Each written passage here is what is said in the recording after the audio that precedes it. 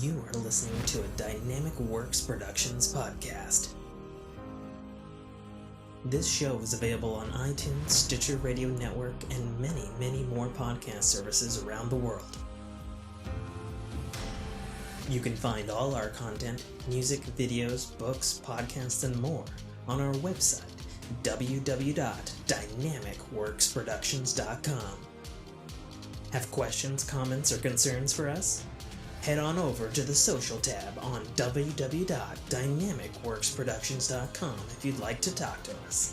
Now, on with the show.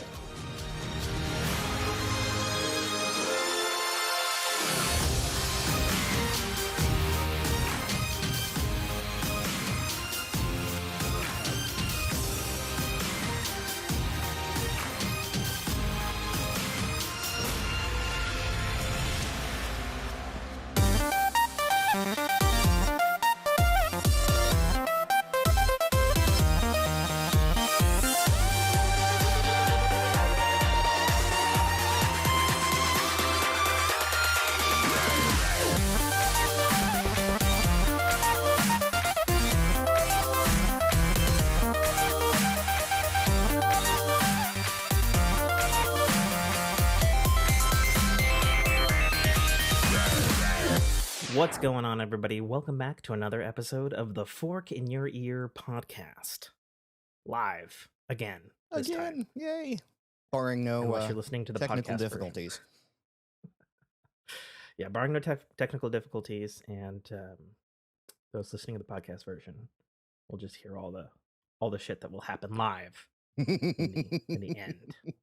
Or at least most of it. Yeah, and hopefully we don't have any tech issues because my backup computer is currently sitting over yonder somewhere. Smoldering. Not smoldering. Not smoldering anymore. I did order a replacement power supply for it. But I may have accidentally gotten a lower wattage one than I was originally set up with, because it takes forever to freaking charge.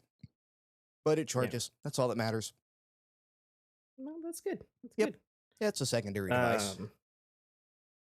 The thing that I did was I fixed a MacBook recently. That was not mine. Oh, I was going to say, like, minutes before the show here? No, because we don't record on a MacBook anymore. Oh. That ship sailed when we got the Mac Mini.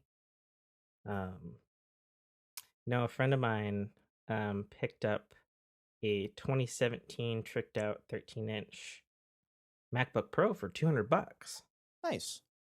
And in his infinite wisdom, not being like he's a technical guy. He's the one who went to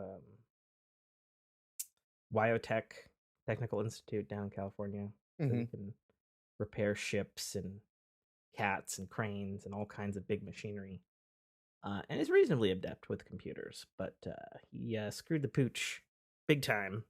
He picked up the laptop and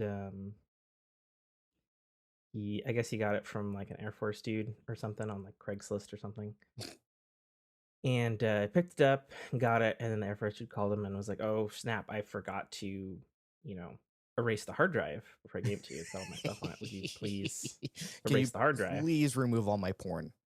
Yeah, basically. And so he did. And to his credit, he did do it mostly the proper way. Okay. Booted into system utilities, erased the hard drive, except he erased and hit reformat. Oh no! On the hard drive. Oh no! And turned it to master boot record partition, which a Mac OS will go, excuse you. It will give Our OS doesn't work on that partition. Sad Mac face. And so it was on the. It had somehow, I don't even understand how exactly this occurred, but it somehow erased the OS, did master boot record, and then the recovery partition, which is supposed to be a separate 2 gigabyte module on Macs, also somehow turned that into master boot record partition. So when you went to internet recovery to install it, it installed all the way up to 100% and go installation failed partition map So not recognized. not only did it screw the pooch, it then turned around, neutered it, docked its ear, and sent it back out into the wild. Mm-hmm. And so he threw out the lifeline of like, help, I have fucked up. Please help. And I need someone above my ken. I'm still technically, as of this recording, on my sabbatical from work. And I thought to myself, well, I'm not doing anything. Sure, I'll tinker with it. Sure. You know, and famous last words. It became a 4-day process of 2 steps forward, 2 steps back, because I went into it blind, not knowing, for starters, if the laptop before this like was actually like fully functional. The answer to that is mostly. Long story short, after downloading every Mac OS in the past decade and making no less than 17 boot keys. Oh my gosh. I was able to get it to macOS Monterey, which is the predecessor to the most current Mac OS, which is Ventura right now. Got the bootloader to update to Monterey, and then from there was able to reconfigure itself to a proper APFS gotcha. file system. And then it updated itself, I'm assuming? Well, no. I had to I had to do a little bit of terminal hacky hack. Okay. To create a bootloader that would attempt to connect to the internet, but then in its code say, okay, I'm good and verified with the server, to then install a pre-downloaded copy of macOS on it, which I did then do. This seems very convoluted. Oh, was it? This is one of those times where I look at you and go, this is not something I would have to deal with Windows. It's true. But, you know, if you accidentally, you know, erased the partition map, chances are your permission map with MBR or NTFS or XFAT or any of those are probably, and I don't know this, so please correct me if I'm wrong here, are probably viable Windows 10 or 11 formats. Yes. If I had to guess. Yes. So there you go. Careful what you click, folks. Yeah. Careful what you click. Sometimes you gotta let that person drown. Means. Yeah. Google it before you click it. Yeah. If someone says help, we brick things. Someone says help, make sure you know what you're going into. Yeah. I'm just noticing I have a variety of Christmas emojis. Oh no. Oh Lord. Please don't do that again. Okay, I won't.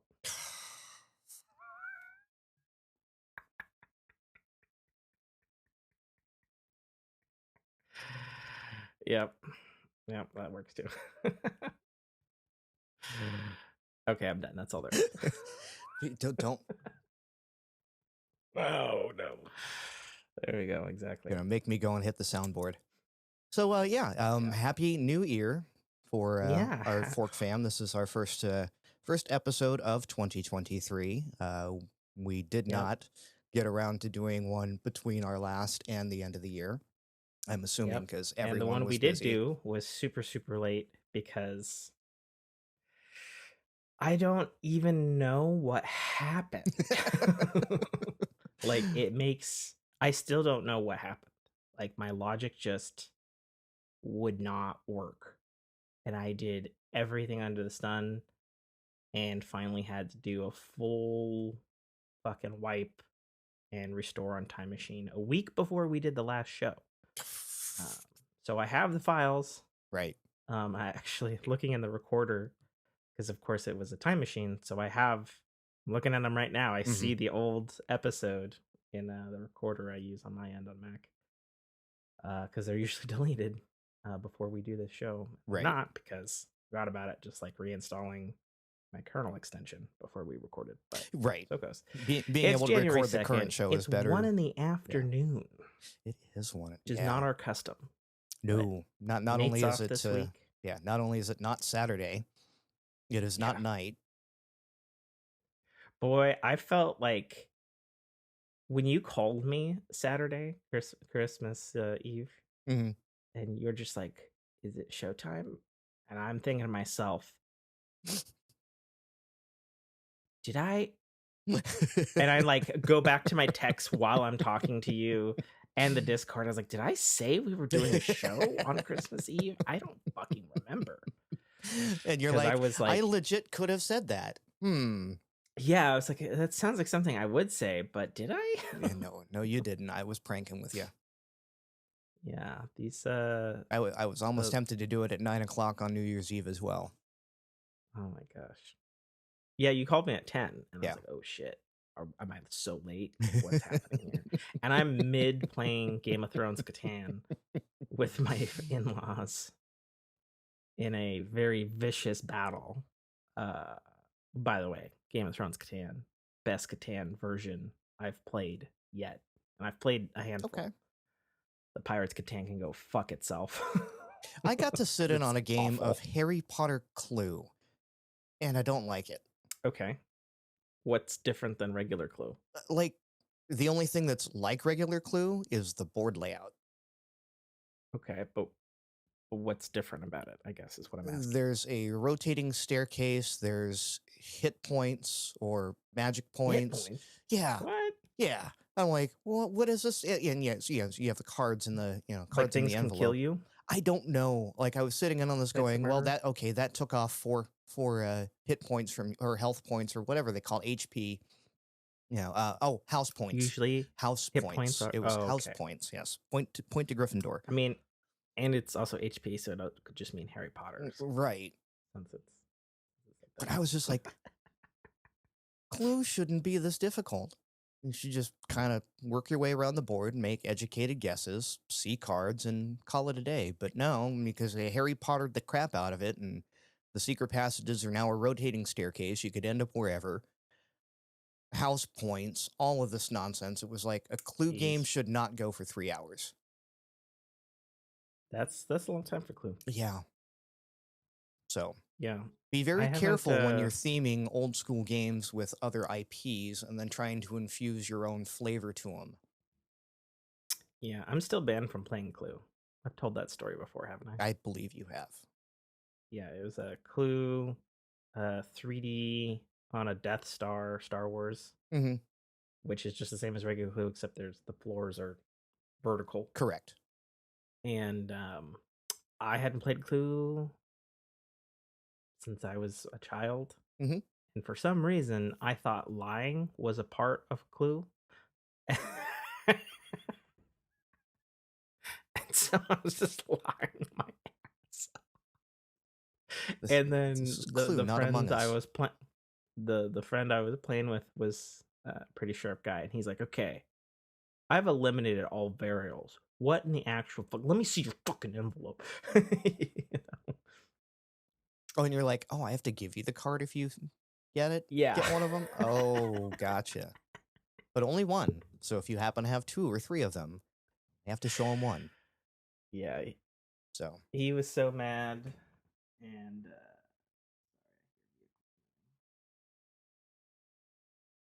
it's just Brock. Oh, making another booty call at 1 o'clock in the afternoon this time? No, she was over last night. Yeah. So yeah, banned from playing Clue. But yeah, so so this is going to be ever so slightly different. So we're doing our annual Forkie Awards for 2022. Nate had the brilliant idea of doing all 4 categories of our usual. Yeah, I mean, everyone does video game awards, and we're more than just video games. So I'm like, why are we just? It's true. It's true. Historically, we've only done video games. Don't know why. Yeah. And we've done so many other things. We've watched shows, we've reviewed tech, and I'm like, we don't have to drill down and do video game awards. We can do a smorgasbord, as they call it. Yeah. So little, I think this is how it's gonna play out. So we're gonna spin the ring, and we're gonna do our Forkies awards for each Oh, category, and sweet. I then like that. do whatever news we got for each category. And there's obviously been a lot since we've Now, been off for a I while. did mention in our off chat that yeah, I'm gonna be some of these categories. I'm just gonna be a little like whatever you say, dude, because yeah, Sure, I don't follow the trade paperbacks as well as you do, or sure. JRPGs and stuff like that. So That's fine. I will put in My where I can. categories are still blank for best racing game and best sports title. So I actually have one for I'll just that. call audibles on that one. Cool. My one caveat on the video games though was we're gonna do Tim's game of the year, we're gonna do Nate's game of the year, but then we're also each gonna say what we think is the deserved video game of the year Hmm. for 2022. So, with that said, let's get Spin into that it. ring. Spin the ring. Although I must say, even though I have a ring here and we're live, we have ring. I got a giant, like fucking D20 Spider-Man D20 Holy crud! from right. It's You could fucking kill a the man with size of that. my. It's heavy. Like I didn't expect it to be. I guess I expected it to be hollow, and then like a dice set Oh, of I think it's nice. just standard six, but they're the Avengers, the Hmm. original six. So you got Hulk, Iron Man, Black Widow, all them. One of them looked So, like but I Patrick don't have from anything arranged up SpongeBob. in numbers, so that doesn't work. Right. So to the ring it is. All right. We've landed on air. Air. To air is Which human. means That would be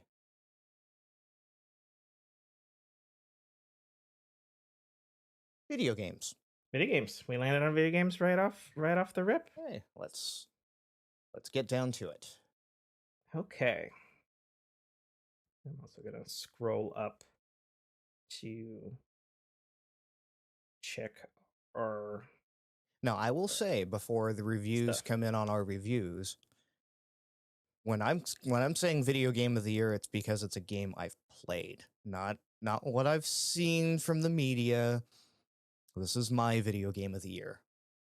Yeah, so So, it's we each have our personal video game of the yes. year, but then we're also going to say what we think is the deserved Hmm. video game of the year Hmm. based on our ability to have been alive in 2022. Right. All right. So, did we Yeah. want to ramp up to the game of the year Let's and do ramp the other up. categories first? Yeah, let's ramp up. Okay, cool. All right. So, we have best acting category in a video game. Who do we coin flip for who says first, or do you want to just round robin it? Let's just round robin this one. Okay. Do you want to start the round robining? I can, and Okay. I don't know. It's always going to be a toss up on this one because I don't play a lot of games that a lot of the stuff I've been playing is Have acting. that have acting, right, or at Yeah. least a narrative that requires decent acting. Sure. So best acting for me is probably going to have to be. Um, I'm trying to think of.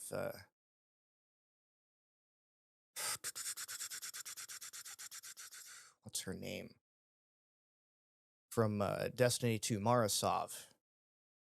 Okay. I don't know the voice actress off the top of my head. Right, I I can don't Google either. it for you though. I'll Google it for you. But yeah, she played that for through the course of the year. She was in a very limited role later on in the season, with a close second going to the voice actress behind Savathun. So very well. According to this, Mm, if the first Google search result is accurate, Kristen, yeah, Kristen Potter yeah, it would be the one. is her name. So I will give the nod to her. She is an exceptional voice actress, and plays a variety um, of roles, I should say. You know, from the Okay. heel to the good guy to, or well, the good gal in this case. So Okay. Do you have a runner up or runner ups? well, the runner up would be Sabathin, also same game. Okay. Okay. So Okay. that's been the highest played narrative focus that I have. Fair enough. So my best acting of the year actually goes to Carrie Ann Moss in Mm-hmm. Horizon Forbidden West. Okay. I was thinking about this category before we did the show. I'm obviously partial to um, the actress who plays Aloy in Horizon, but the more I thought about it, the more I thought about and her interactions with Carrie Ann Moss's character in Forbidden West. And although she's only in like 5 to 7 scenes in the game, Just knocks it out of the park when she's there. yeah, they're like there's cutscenes and then there's one where you're Aloy and you're interacting with her Mm-hmm. and you get to, you know, modern open world dialogue path interact choice Okay. choose text boxes with her.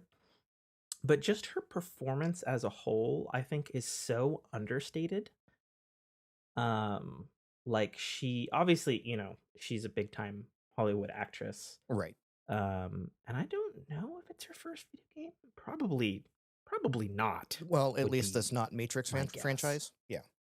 Oh no, she was in Mass Effect 2. She played like an alien club owner Right. in Mass Effect 2.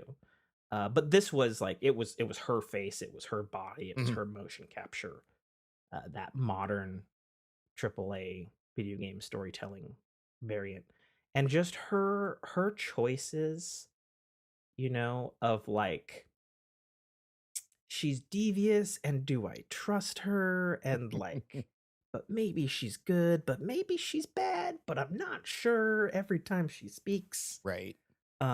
Just really stood out to me as um I mean, A, what a good casting, and B, her playing off of God, I'm gonna fucking kill myself because I'm forgetting the name of Aloy's actress. Ashley Birch. Okay.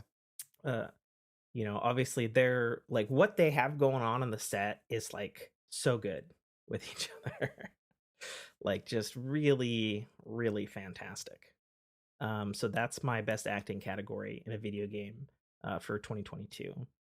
My runner up um, is actually actor Roger Craig Smith, who is the longtime video game voice actor for Sonic the Hedgehog. Okay. Because in Sonic Frontiers, he's not doing his usual Sonic voice. Hmm. He's like aging it up and is like, and he's a phenomenal voice actor. He can do all kinds of shit with his voice.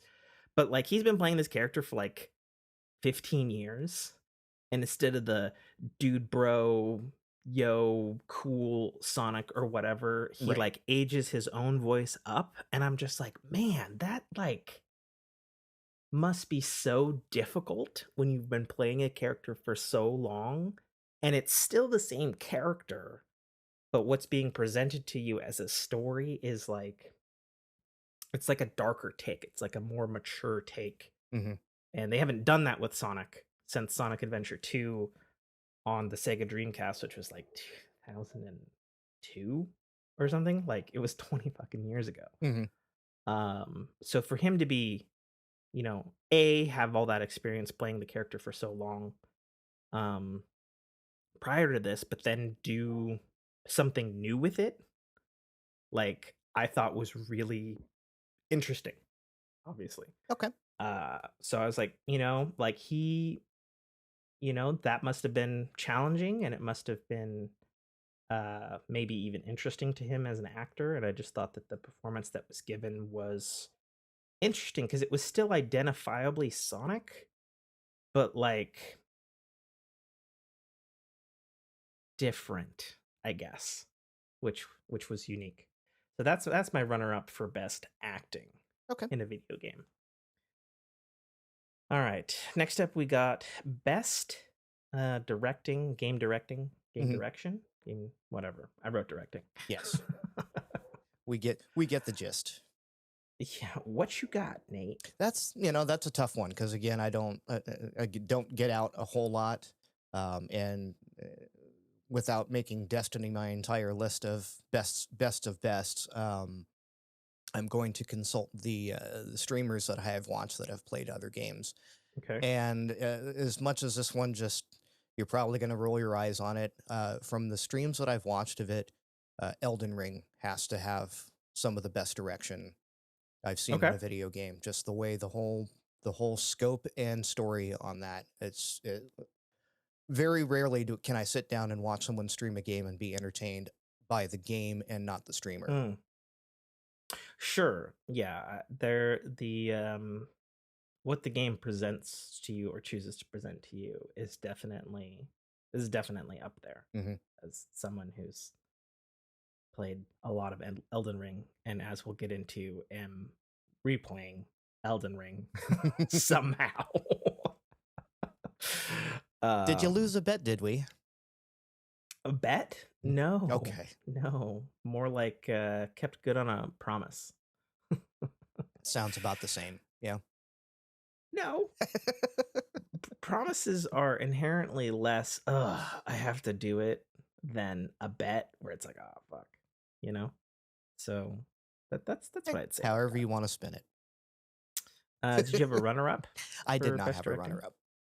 Okay. My choice for best directing of a video game goes to, I might fuck up this name, Matthias Dijon, who is the game director on Horizon Forbidden West. Hmm. I thought from start to finish that game was so well crafted. Um, I was just super pleased from start to finish. Um, from the choices made in the story to the choices made in how you played the game. It was the AAA action open world blockbuster experience I expected, but also like that it delivered on. So that's my choice for best directing. Nice. Goes to that man. My runner-up is for Elden Ring, because while I don't agree with everything in Elden Ring, having sunk an entire insane amount of time and continuing to sink more time into this fucking game, um, there is just something above and beyond that's special about it, Yeah. even when it's like hurting your face, which it does at every possible corner. Right. Because that's the type of game it is. But there's just something. Um, I mean, I'll just say, so I'm replaying it again, fresh, but on PlayStation 5. So I fucking bought the game twice, because my buddy Killbot, he picked it up. He'd been toying with it. He'd asked me in one of our PlayStation chats. I play with him every Tuesday night. You can see me on the streams and hear him and stuff. Self plug. You know, yeah, self plug. He was like, "Man, I've been thinking about getting into Elden Ring," and he's like, "Do you think I would like it?" And for those who don't know, Killbot in our group lives up to his username in that he is the best fucking person I've ever played with that plays first person shooters. He's just a fucking insane robot with just insane skills, and generally carries us Right. in Siege and other video games that we play that are versus or cooperative on PlayStation. Except for when I'm watching for some reason. I guess I'm his kryptonite. Yeah, except for when you're watching. It's true. I mean, he has his off nights like everybody else, but more often than not, that man is, you know, acing whole teams and Sure. shit and stuff. And so it's interesting. So I had made him a promise. I said, and I talked to him in detail about it because he saw some YouTube video about it Hmm. and was like, there's like, it seems like it's got like a lot of RPG elements into it. And it's like, and the combat looks good, and he likes hard games and challenges and stuff like that. And, of course, doing Master Nightfall, whatever the fuck in Destiny just isn't cutting it for him anymore. And I'm just like, well, I'll tell you this, man, like Elden Ring is going to challenge you every single step, whether you're good at the game, which, and I told him, like, I think I am because I beat everything. Hmm. So, I did it. I was like, but it's gonna it's gonna challenge you in ways that you've not been challenged in a video game, that's for sure. You know? And then he's like, "Oh, well, how's the co-op? I know like the co-op." And I was like, "It's fucking weird, but it works." And I was like, I said, "I'll make you a promise." I was like, "If you pick up Elden Ring, I will pick up the corresponding PlayStation version and I will co-op with you and be your guide So you and can't stuff." co-op cross-platform, Mm-mm, or okay, mm-mm, it's not one of no. those that can, but it's janky, so you might as well just get the platform specific. Correct. So it's within the platform ecosystem. Gotcha. So PC only, Xboxes Hmm. going from 1 to Series X, and then PlayStation 4 and 5 can crossplay, Okay, which is how I'm playing it with that's a him shame. because I have a PS5 and he has a PS4. Yeah, that's a shame because something like that doesn't need to be locked like that. I don't think it's I don't think it's a technology. I don't think it's a Sony being a dick implementation like it normally is. Hmm. I think it's because it's peer to peer Gotcha. Okay. and their system is not designed Okay. for cross. Yeah, and again, that's a shame. Um, that would be my guess, given that they've been using their own custom engine for like a decade now. Hmm. So they've just been iterating on it, and it would be my guess that that's was never designed Right. in it. Um, so my runner up for best directing is Elden Ring. Miyazaki directed that, who Hmm. is of course, the Dark Souls guy, and he's the studio head. Um, Still got it. Still got the chops. yeah, he's certainly got a very particular, specific eye Hmm. for things that a lot of games are now trying to emulate. And I Right. think part of the problem with people emulating the Dark Souls, Elden Ring, Soulsborne formula, as it's called in gamerspeak, is A, they're not Miyazaki, and B, they're also not the FromSoft team Right. that's been refining this one genre type for over a decade Sure. to the point where now it's everybody's like, oh shit, this is amazing. Right. No, I mean, Um, they say imitation is the greatest form of flattery. right. And then I feel like I would be remiss without a second runner up here with the Tunic sole developer creator of Tunic, whose name I need to look up. I didn't look up any names Sure. because I'm a bad person. Andrew Schuldice, Hmm.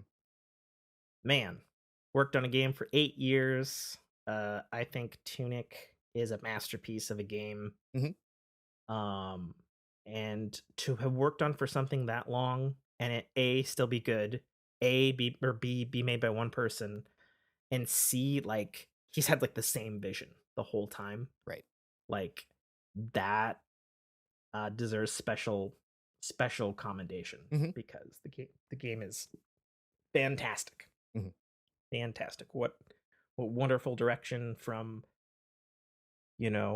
typically the game's isometric, but the camera can rotate from time to time, and just the scene choices he chose, the lighting, I mean everything that he chose, just really specific, really fantastic. What a vision. So that's what I got for best directing in a row. Cool. All right, best art direction See, now in a video game. this one I would definitely give to Tunic. Oh, Well, really? yeah, because Okay. while the story itself was, it was very straightforward. Um, Sure. but I wouldn't put it up there for overall direction. But again, like you just said, the stylistic choices that he made in the Mm, creation of this game, everything has a place and makes sense. It actually, sure. um, without dialogue, can still evoke feeling off the visuals themselves, Mm, right? yeah. Like, it's very rare that you can take a game that doesn't speak a word to you and actually instill fear and panic in you. Mm. So I would Yeah, definitely for give sure. for the games that I've played, I would give art direction to Tunic hands down. Nice. Any runner-ups? No. Okay. Best art direction of the year for video games for me goes to Horizon Forbidden West. I'm sensing a trend here.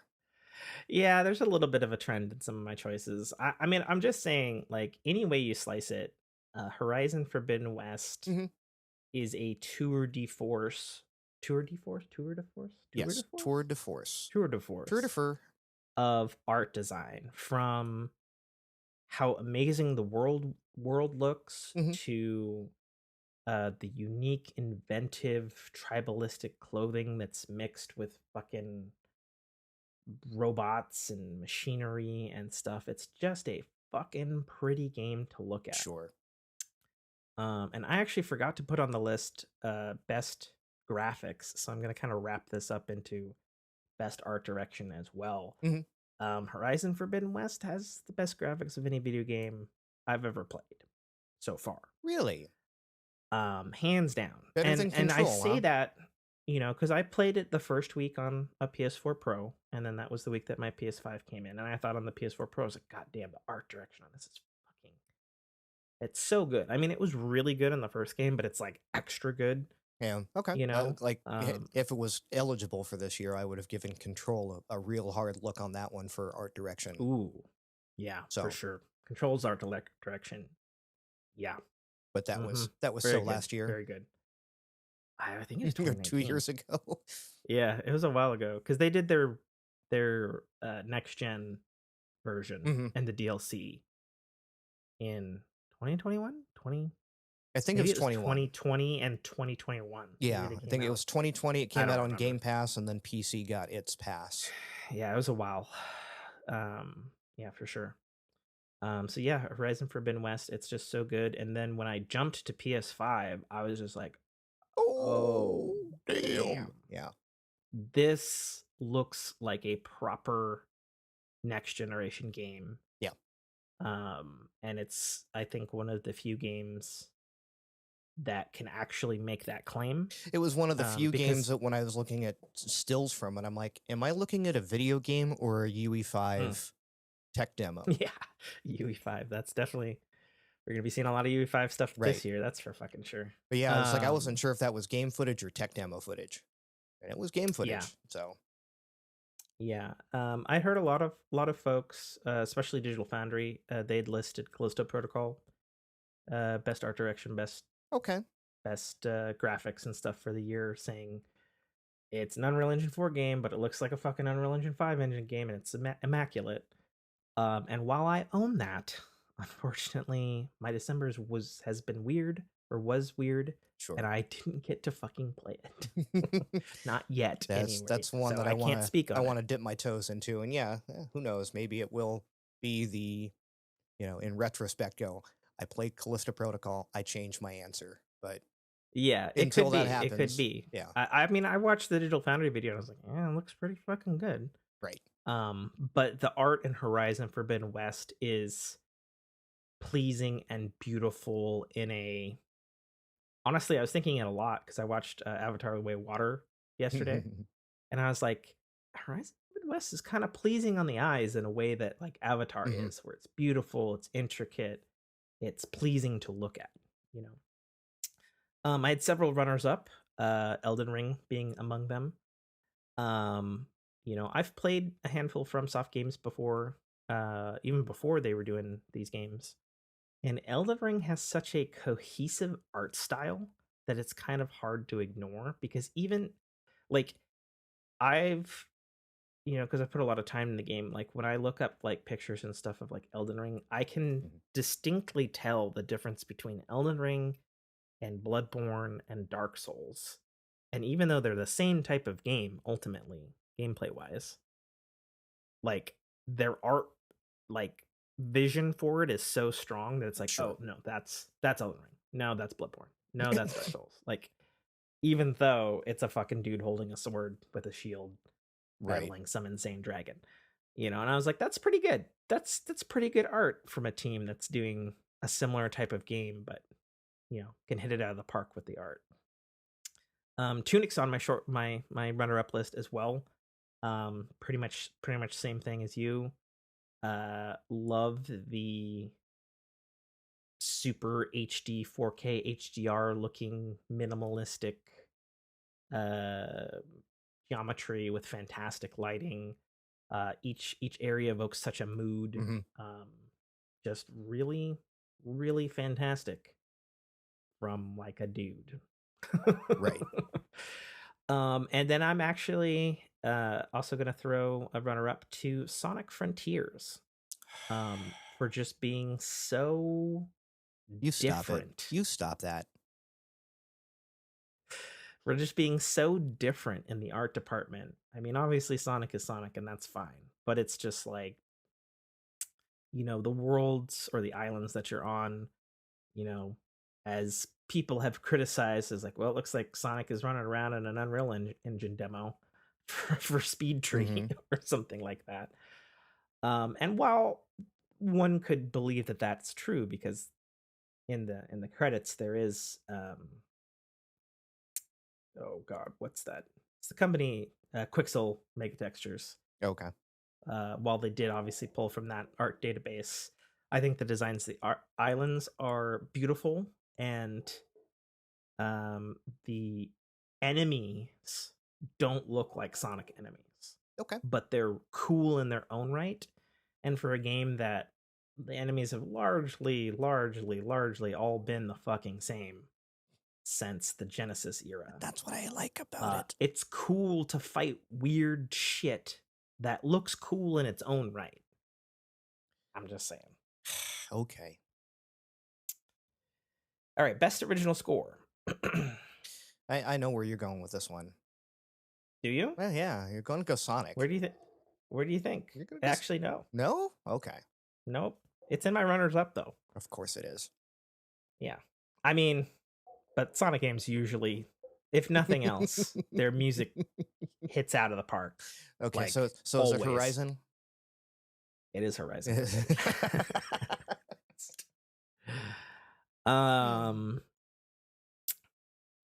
That I largely played that game on stream, and while I do have a fantastic surround sound set, I couldn't. It reminded me a lot of the year of Final Fantasy VII Remake, where I'm just like, fuck, the mix on this audio is so goddamn pristine, and then the music is so fucking good and hummable.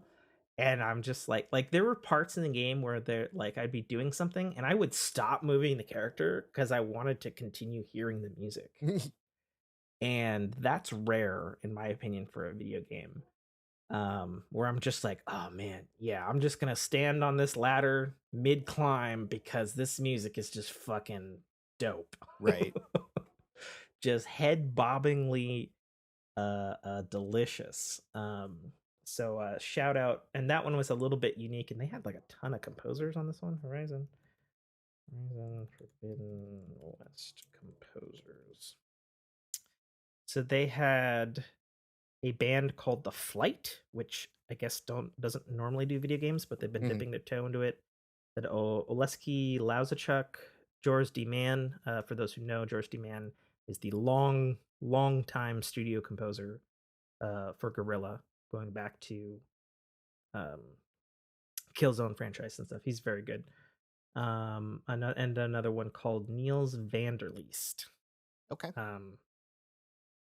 And that's a lot of composers, because The Flight, my understanding is a 2-man team, because they're typically like a band.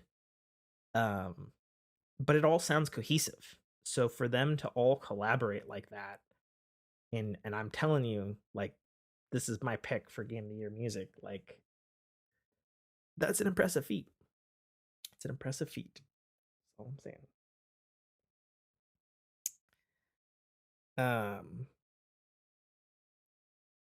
Did you do? No, did you do your score? I tossed to you. My runner ups for original score, Tunic. I have some bias because I was a fan of the band Lifeformed, who did the music for this game. Sure. Long before they signed on to Tunic. So when it was eventually revealed that their next album that they've been working on for 8 years, because that's how long Tunic's been, is Tunic, I was like, oh, I'm there. I'm there even if the game's bad. Like, fucking, I think I had it pre-ordered on Bandcamp before the game Tunic came out. Lifeformed is fucking fantastic. It's usually just one dude, but because it was 8 years working on Tunic, I guess he met a lovely girl and they got married, and so she's a co-composer on it and is now part of his one-man band Lifeformed. And Tunic has such a unique, I don't know how to describe it as audio, because it's a Lifeformed, like it's their style, and their style is like modern chip tune but beautiful. Yeah. I guess is how I would describe it. Good stuff to like chill to, or writing music, that kind of stuff. So just a fantastic fucking soundtrack from Lifeform all the way through Tunic. Just phenomenal. My only issue with that one is I have trouble calling it a soundtrack because it just rolls the entire time. It's not like this is track 1, this is track 2, this is track 3. I mean, but having listened to the album, mm-hmm. I feel it can be soundtrack. Can be. And it's fine. And that would be the only knock I would give it, is it's just because throughout the game you're getting it in such small little bits. Well, and I suppose there's also something to be said that's maybe a much longer conversation about, we say best original score in a video game, but the fact of the matter is, Horizon Forbidden West, Tunic, Sonic Frontiers, the other titles that I'm going to talk, they are good soundtracks in their own right, but most modern video games are like progressive, generative, right? Layered soundtracks that build or potentially slide into different cues and stuff depending on action, tension, high tension, exploring, whatever. So I guess from my standpoint, because I do actually listen to video game soundtracks a lot, all the ones that I have on my list hold up as soundtracks as well when listening to them outside of the game. So yeah, Tunic, runner up, because of course it has to be there. Sonic Frontiers, man, what a fucking soundtrack. I mean, it's totally normal for Sonic to have just absolutely top tier video game music, but going along with the sort of the rebirth of Sonic in the 3D era, the music has changed so much too.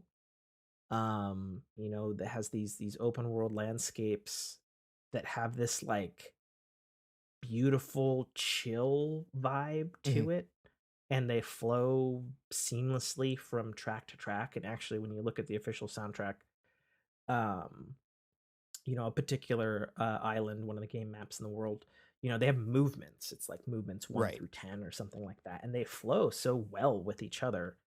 Like it's super good. But then on top of that, you have collaborations with a bunch of metal Japanese bands that I've never fucking heard of before now, and they're doing this phenomenal collab with the series controller or series composer in the boss battles, and listening to them and then playing it, and it's like, man, it just gets you really pumped up.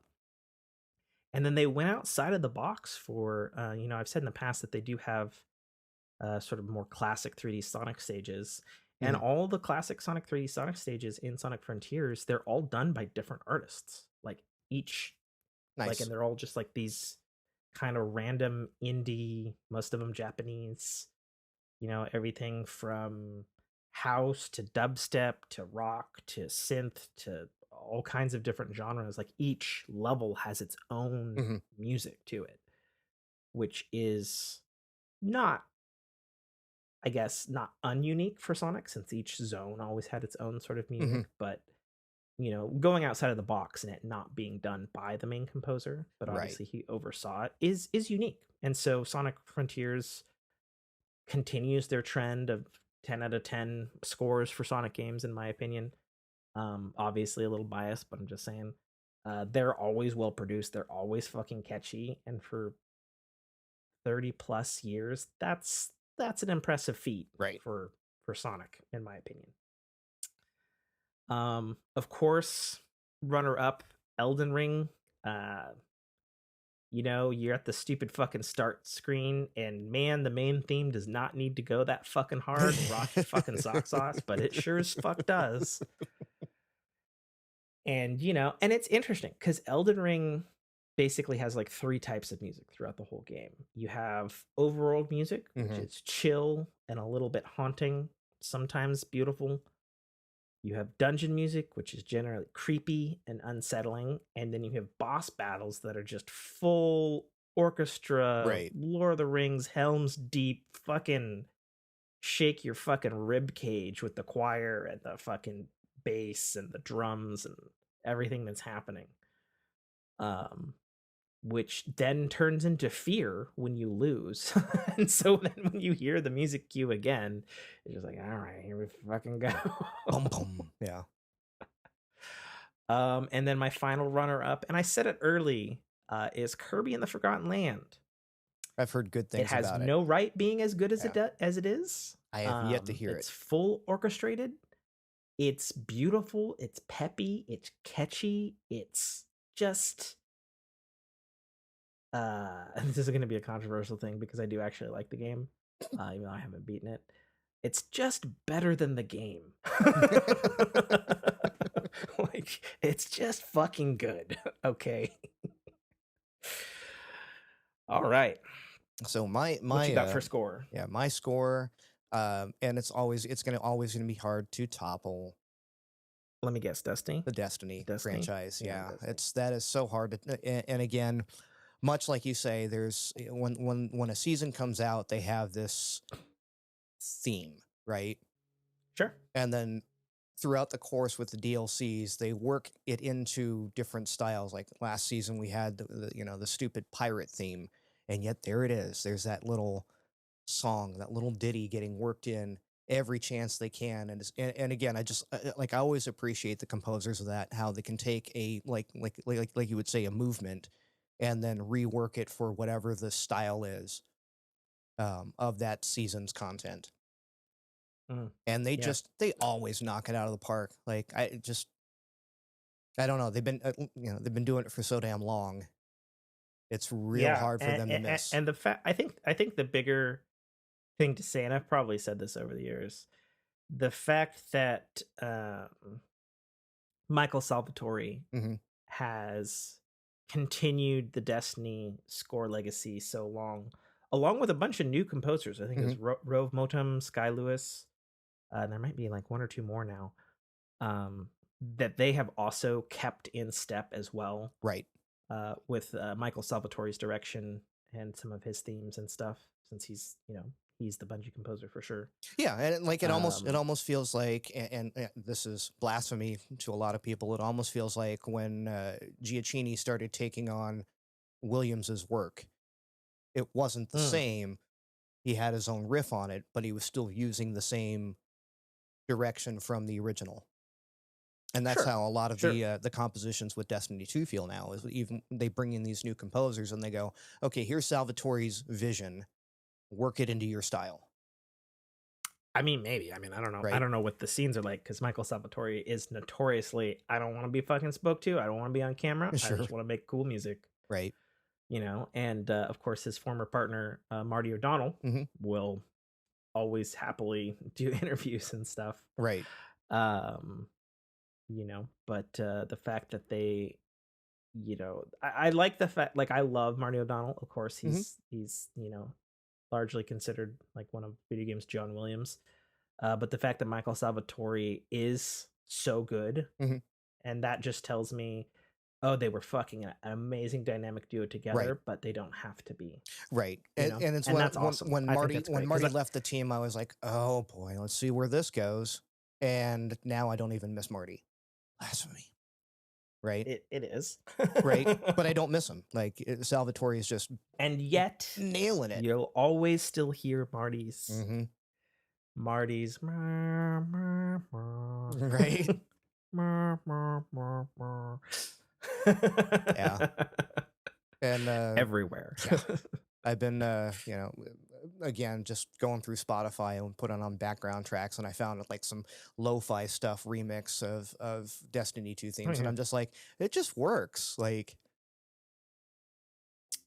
My favorite thing, since I have gotten back into Destiny in 2022, is I love the evolution and the different versions of the darkness theme. mhm, Like, I love how that has been expanded. yep, It's still great. It's the darkness when it comes in, but it just keeps evolving season to season, and I love yes, that. yes. It's really cool. Yeah, so it's gonna be real hard to topple that. And then my runner up, and you're gonna be happy about this and probably get a good chuckle. Oh, Teenage yeah. Mutant Ninja Turtles, Shredder's Revenge. Oh, That soundtrack is I'm gonna just be stupid good. so And number one. I I know why I you love love it T so much. Lopez. Yeah. I love T Lopez because he did Sonic Mania, and Exactly. he's a big Sonic guy, and he Yeah. did it justice. But he did his own take on TMNT, hmm And it but just it's fits. fantastic. Guy's from Seattle, by the way. Of course he is. Yeah.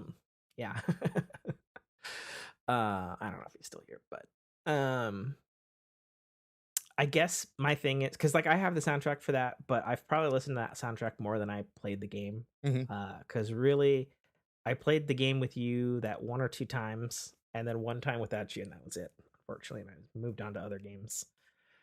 Which is nothing against the game, hmm because I enjoyed every minute of the game. I just didn't have anybody else to play it with. Aw. I asked Brock because we played TMNT back as Right. kids in the fucking arcades, and he's nah. I was like, Nah. why though? And he's like, I don't want to wreck my childhood if it's bad. I was like, but it's It's not. not bad. He's like, nah. It's like, all Whatever, right, fair dude. enough.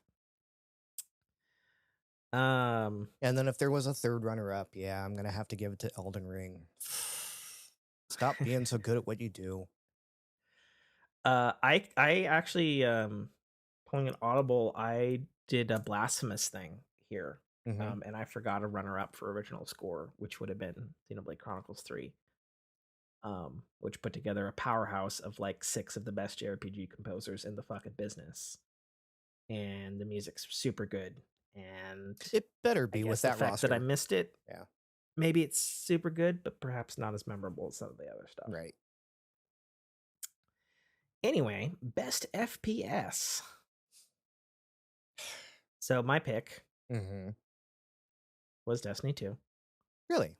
Because I was able to have a good time with it. I was able to enjoy it once again, as I've continually dipped my toes into those murky darkness and light filled waters over and over and over the years, and it's not always been a good experience. And when I dipped back in this summer and played the Witch Queen campaign and all that sort of stuff, I was reminded, A, how good Destiny 1 was, hmm and B, how good Destiny can be when it gets Sure. out of its own way of being a giant money making treadmill of repetition and RNG. Even though that's where I feel it kind of is back to right now in the current hmm season. But Yeah. I had a good time. I played a bunch of raids. I had a really good time in all of the raids except for King's Fall. Oh, come on. um, Can't be that bad. I, I've I I haven't liked King's Fall since the original. It was awesome and grand in scope, but running it repetitively is not fun. Whereas I had more fun in repetition of other raids. My runner up, because I've played a ton of FPSs this year, is going to be my old stalwart Rainbow Six Siege. Okay. Um, for two reasons. Not only because A, that's the one I play every fucking Tuesday like clockwork, hmm but also because this year, or 2022, Ubisoft really, really put on the all right, we got new maps, we got new map and new operators every quarter. Right. We're redoing our audio system that they've redone like 6 times now, and it's still fucking It's better than it was. We're redoing interfacing. We're redoing modifications to your weapons. We're doing all kinds of tweaks and balances. Quality of life improvements across the board this year have been more than any other year that I've been playing the game. I've been playing it since launch, so it's like 6-7 years, something shit like that. They've been doing almost like every other month, like seasonal limited time modes, right, that are really cool and goofy and creative. Like they had the snowball fight thing here. They had like a golden gun showdown thing and a western special themed map. Like they've just been going out of their way to have, Siege and then like a little like fun thing right, to do. And then of course this year brought to us cross progression for the first time. So we were able to finally sync up all the people who've been playing on PC but couldn't bring all their shit over to consoles. And then in December they brought full crossplay. Finally, what the community's been asking for a long time, with the caveat, and wisely so, because of how much of a real first person shooter it is. Mm-hmm. PC's on PC. Right. But consoles can now talk to each other for the first time. And so that's interesting. So because even though I've been playing on PlayStation this whole time, I mean, let's be honest, Rainbow Six has always been kind of an Xbox franchise. Right. And we know when we get squashed by Xbox. And I was like, God, these guys are so fucking sweaty. Right. And but it has nothing to do with the console. It has forever. to do with the... No, it just has to do with that's the player base. That's the Xbox. That's an Xbox first-person shooting mentality. Right. Sorry. So that's been interesting. But just overall, just the quality of life across the board for a game that's old. Mm-hmm. Like it's old. It's never been better, honestly. Okay. It's good, and my boys are still playing it, and the fatigue on it is less than it's been. Yeah. So runner-ups, Rainbow Six Siege. Nice. All right. Best JRPG. Do I not get to pick my best FPS? Oh yeah, you can do FPS. Sorry. Jeez, dude. I mean, we all know what it is. It's Destiny 2. Yeah. Okay, fair enough. Fair enough. But again, for whatever reason, they got that feel right. And Bungie has had a thing where it just feels good to play. I just spilled this all over my lap. Oh, good job. So yeah, that's... Vamp for a second. I need to get paper towels. Yeah, okay. But yeah, no, Destiny 2 is one of those games that, again, it's going to be hard to topple for me because I followed Bungie since the Halo days, and they just have that movement, that gunplay feeling down. The only thing that's keeping Destiny from being better is Destiny itself, with the modifications and all the little trinkets and add-ons that you can get for every single gun, every single character, armor pieces. I think it's gotten too convoluted, but you strip all that stuff away, and it still feels like one of the cleanest shooters you could ever shoot. And then as a runner-up, not something I've played a lot, but something I've really been enjoying watching people play. And I want to dip my toes into this one, is Escape from Tarkov. Oh, I don't think I can do Escape from Tarkov. Why is that? So, when I first met Daniel, mm-hmm. Friend of the show, our lone moderator, mm-hmm. left me for the East Coast. Womp womp. He showed me Escape from Tarkov for 3 hours one time on his computer, and I could see where the fun was in it, but also just man, I don't know if that's my type of thing. Sure. I like the gameplay loop. I like that it's different than every other battle royale shooter, right? Sure. Or even Rainbow Six has a alpha point target objective type move to it. Sure. It It looks interesting. I haven't dipped my toe Okay. into it, so I could be dead wrong. I could play it and go, "What was I thinking?" But it looks really compelling, and every time I watch someone play it, and they're just doing what they call them scav runs, and then they get into the actual fights, and Hmm. I'm just like, okay, this is a game that um, is going to be best played with buddies, right? Best played as a I'm group. surprised it hasn't come to consoles, to be honest. Uh, I don't know that it's not going to, but Sure. yeah, I mean, PUBG finally did. Yeah, So and I've still never played that game. I I've I've played it once and I went, "Oh yeah, it's battle royale." And it runs jank. If I want a battle royale, I will play Fortnite. I'm sorry. It's the best battle royale out there. And now that they put a non-building mode into it, that's if I want that fix, that's where I'll go. So funny thing, so I got curious about Fortnite. So I loaded it up for the first time in Mhm. fucking like years and years and years and years and years. Mostly because The UE5 uh update. yeah, the UE5 update. Mhm. Loaded up, had no idea how to navigate the new menus and stuff. All my save shit was still there, so that was kind of nice, I guess. But loaded it up and I played a couple rounds, mostly just looking at things rather Right. than playing. And I was just like, "Fuck, UE5's gonna really, really change Right. things." Like it's stupid. Yeah. It's stupid how good it looks. Right. And I realize it is Epic and it is their engine, Mhm. But yeah, but just like they have the yeah. corner on that market. Like they've set the standard for what a battle royale should be, and like they haven't overdone it.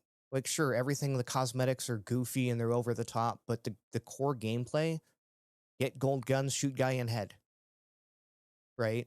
I mean, true, but and then also like build your way out of stuff. Yeah, but even then, it's Yeah. you're not you can't buy your way to victories in that game. It's about map knowledge and No. gun skill. Well, and then there's also like all these other things too. There's like vehicles and grapple slinging and Right, but those there's are like a bunch of new shit. yeah, but everyone has access to them. Again, it's not like oh, True. I've played for 2,000 hours, so I have all of these gold level top tier weapons, and you just dropped Sure. in. Like it's not like that, and I respect it for that. Like Hmm, it is what your royale should be. fair enough. So Yeah, I had a good time mhm. actually. I've I always had got a good time to playing it, and I, I just don't like the genre that much. sure. So Um, run around yeah, 5 minutes trying to find someone, get killed, start over. I got down to 10 people like my second game. I was like, oh well, these muscle memories are still fairly all right. I got down to six once because I never found anyone until we were down to six. Mm. I mean, some of that's part of the strat. Hide, hide, hide, hide, hide. Now I have to fight. Right. All right. Best Best JRPG. JRPG. I'm out on this one. I have no freaking clue. I only have one. There is no runner It ups. is It shouldn't Xenoblade Chronicles surprise. 3. It is Xenoblade Chronicles 3. Best JRPG. Best Xenoblade Chronicles from a gameplay standpoint of the entire Hmm. series. Um, yeah. Yeah, I have It's zero dog in this fight because I don't even care for the genre. it's fantastic. It's awesome. And whenever Sean Mason wants to do write-ins, guest on the show, or stop taunting us with all the delicious things he bakes and cooks every Sunday, Makes we can talk my more about stomach's Xenoblade growling Chronicles 3. thinking about it. Because he is my brother in arms with that game. Nice. That's for sure. All right. Best Best RPG. RPG. Now we did this distinction because me and Nate complained about how the Game Awards Hmm. had JRPG, RPG lumped into one category, and it's like they're not the same thing. No, Like no, they are not even close. subsections of each other. Yeah. So So best what you got? RPG is it's got to go to Elden Ring. I'm sorry. I Okay. think it's putting it together the best way you can possibly put together for an RPG currently, with a Interesting. very close second place going to New World. Interesting. My pick, and I don't have a runner-up, is also Elden Ring. Mm-hmm. Like, Elden Ring is an action RPG, Yep. but it is very much. It is the most RPG game I have ever played outside of actual like D&D Mm-hmm. and Pathfinder and like a Skyrim. Like the Right. amount of stats and min-maxing and Mm-hmm. little finagly things you can do with every little fucking thing Mm-hmm. in the game. Like I was, like I said, I'm replaying it with Killbot, um, which is an interesting experience because I'm God on the Xbox version. Right. I have everything.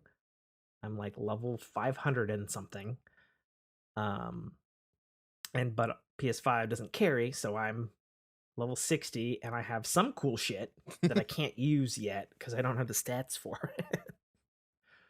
But it's a very interesting experience because like I was telling Killbot, who's, fresh green-eyed blueberry, as Mm-hmm. we would say in the Destiny community, in Elden Ring, and he's like, "Oh yeah, I'm just gonna sell this."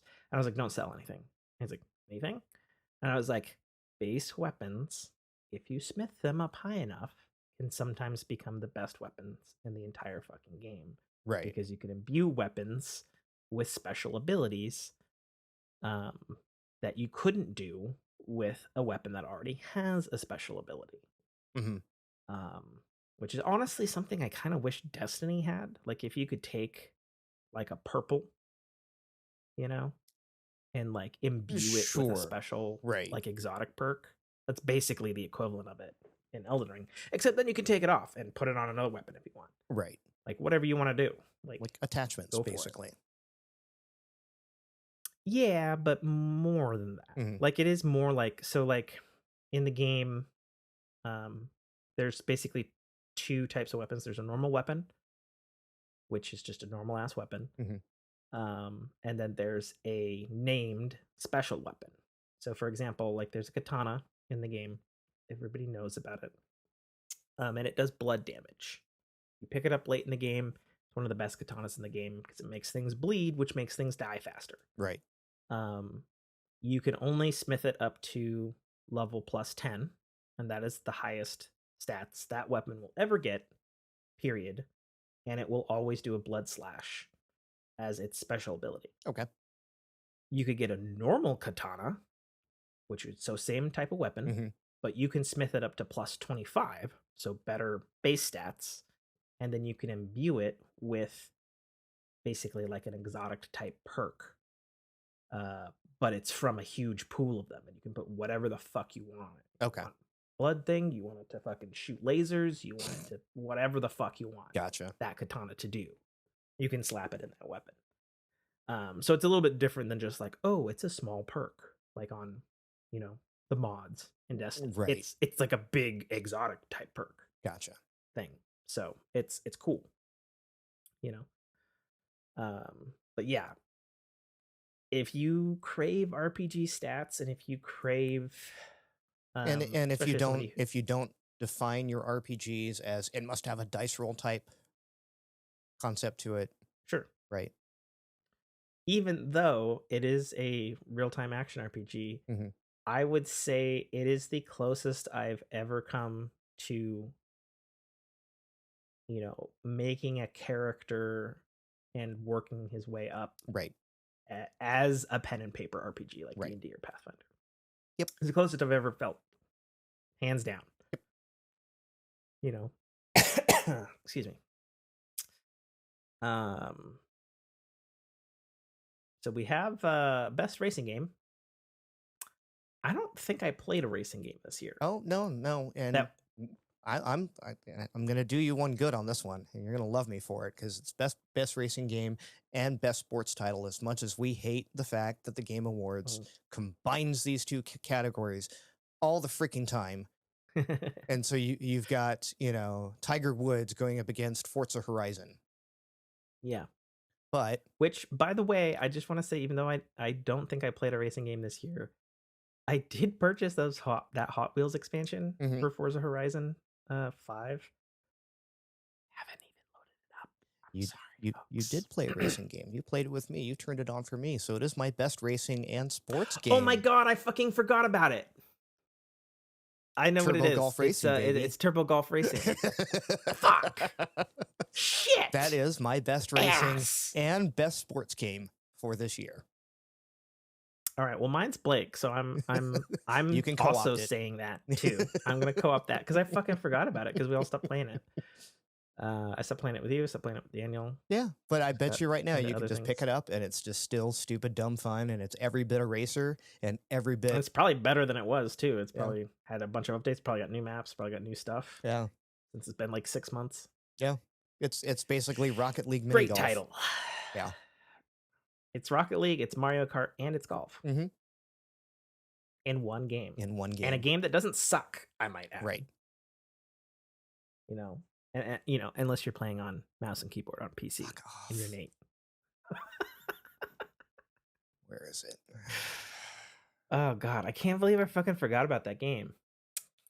Yeah, as soon as I saw that racing game and sports, I'm like, what have we played that, like, what have either one of us played that? Oh, yes, we did. I'm an idiot. All right, next category is best indie game.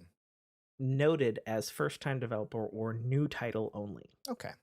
Not a sequel. So it's got to be Stray, right? So the next category is going to be Who Wants to Be My New Co-Host of 2023. Dame's probably laughing his ass off because I know he loves Stray and he wants me to play it. I was like, I'm not fucking playing a game about a cat. It's not on a freebie thing. I got to pay for it. Nope. I don't care if it's got sci-fi elements. I thought it was on Game Pass, wasn't it? No, it's a PlayStation game. Oh, okay. Only. The PlayStation exclusive. Or whatever that means for however long Sony's paying for it. Just on that alone, I can't make it my best indie game then. Terrible. What is your best indie game? Of course it's Tunic. Everyone knows it's Tunic. Tunic was the best indie game to come out this year. Hands down. I don't care. Again, you know, it's been in development for 8 years. One guy. Best soundtrack. Great lighting design. Art direction off the chart. Like, and it's a cute little fox that you have to love. It's true. The fox looking Link ripoff character is adorable. It's adorable. I could play this in front of my kids and only induce slight nightmares when I get into certain zones. But like he never gets like slashed into little itty bits. Nope. My girls sit behind me and go, "Daddy, slash it," and I put it on no kill mode just so I can run around and. Oh yeah, that's true. It's great. Yeah, Tunic is hands down my best indie game too. It was. I remember when I played it early at the beginning of the year when it came out on Game Pass. Of course, it's available on all platforms now. It's going to be the next Will Doom, Will Doom run on this. You're going to have Tunic running in your dynamic island on your phone. Yeah, I'm sure. I mean, it's on Switch, so and it's a Unity based game, so I'm sure it can run on all kinds of things. Although I wouldn't be surprised to see a iOS and Android port probably in the new year. Sure, because why not? Yeah, why not? You don't need a ton of buttons for that game anyway, so on-screen controls wouldn't hinder that type of game. Right. At all. I would hope it doesn't do what most games do when they get ported over to cell phones and do the virtual thumbsticks. Like Tunic could actually get away with. I mean, with a point and click. Touch? Yeah. Maybe I could see both. Like, sure. Why not? Well, yeah, for like your attacks and whatnot. That's the thing about mobile. As far as navigating, if I can just point and click, that would make that so much easier to play, especially on smaller phones. Yeah. With my thumbs taking up most of the screen. Yeah. Tunic. Best indie game, hands down. Ever. No, I'm kidding. Not ever, but. I'd say it's up there. Yeah. I would say it's beats up there. The crap out of that cat game. I'm sure it does. All right. Best online multiplayer.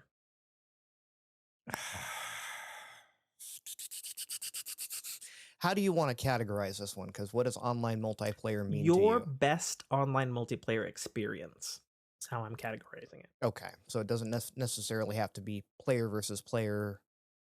It could be player versus environment. Yeah, it could be co-op. It could be whatever. It's Teenage Mutant Ninja weird Turtles. Death Stranding. No, it's Teenage Mutant Ninja Turtles. Because I'm sorry, it hit me right in the nostalgia berries, and being able to the couple of times that I Nostalgia played. berries. Oh Oh my yeah, gosh, are they bruised? they are very bruised. They were In a good way? in a good way.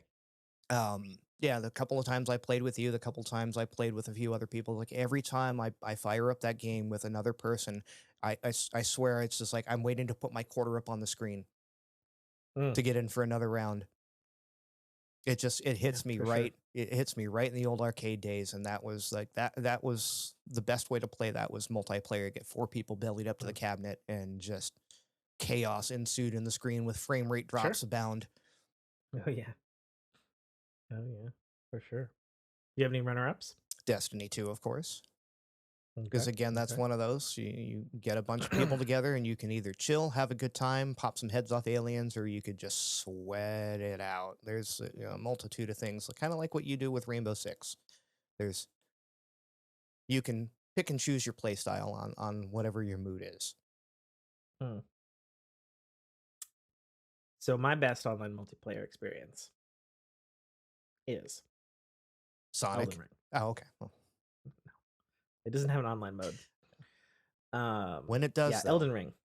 yeah. What can I say that hasn't already been said about this experience? It is not easy to use. Hmm. It's not a friendly user first type interface to get the online co-op multiplayer slash PvP smorgasbord working. Is it as bad as not Forza Horizon was? Remember the I mean, shenanigans we had to go with that? I've explained this before. So Elden Ring, you can't use either any like built-in UI to whatever system you're playing it on Hmm. to go to a friends list and invite anybody. Can't do that on Xbox, can't do that on PlayStation, can't do that on PC. The only way to co-op in Elden Ring is to first have a consumable item called an Erdly flower that you pick up in the world, and you pick up the flower, and then you have to craft it into a furrow calling finger, and then you have to go to either a stake of Marika or a summoning zone. That then you have to activate the thing in the summoning zone to then put down your consumable item, and So then so you hope can give them the finger.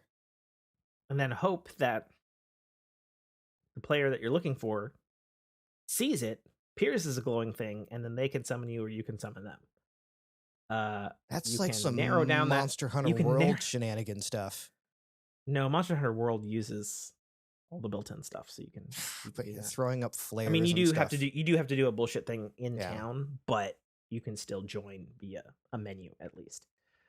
You can narrow that search down in Elden Ring by going to a multiplayer password and setting a specific password to then put a secondary password to then tell the game on its servers or peer-to-peer or however the fuck it works on the back end to search for that a little more specifically.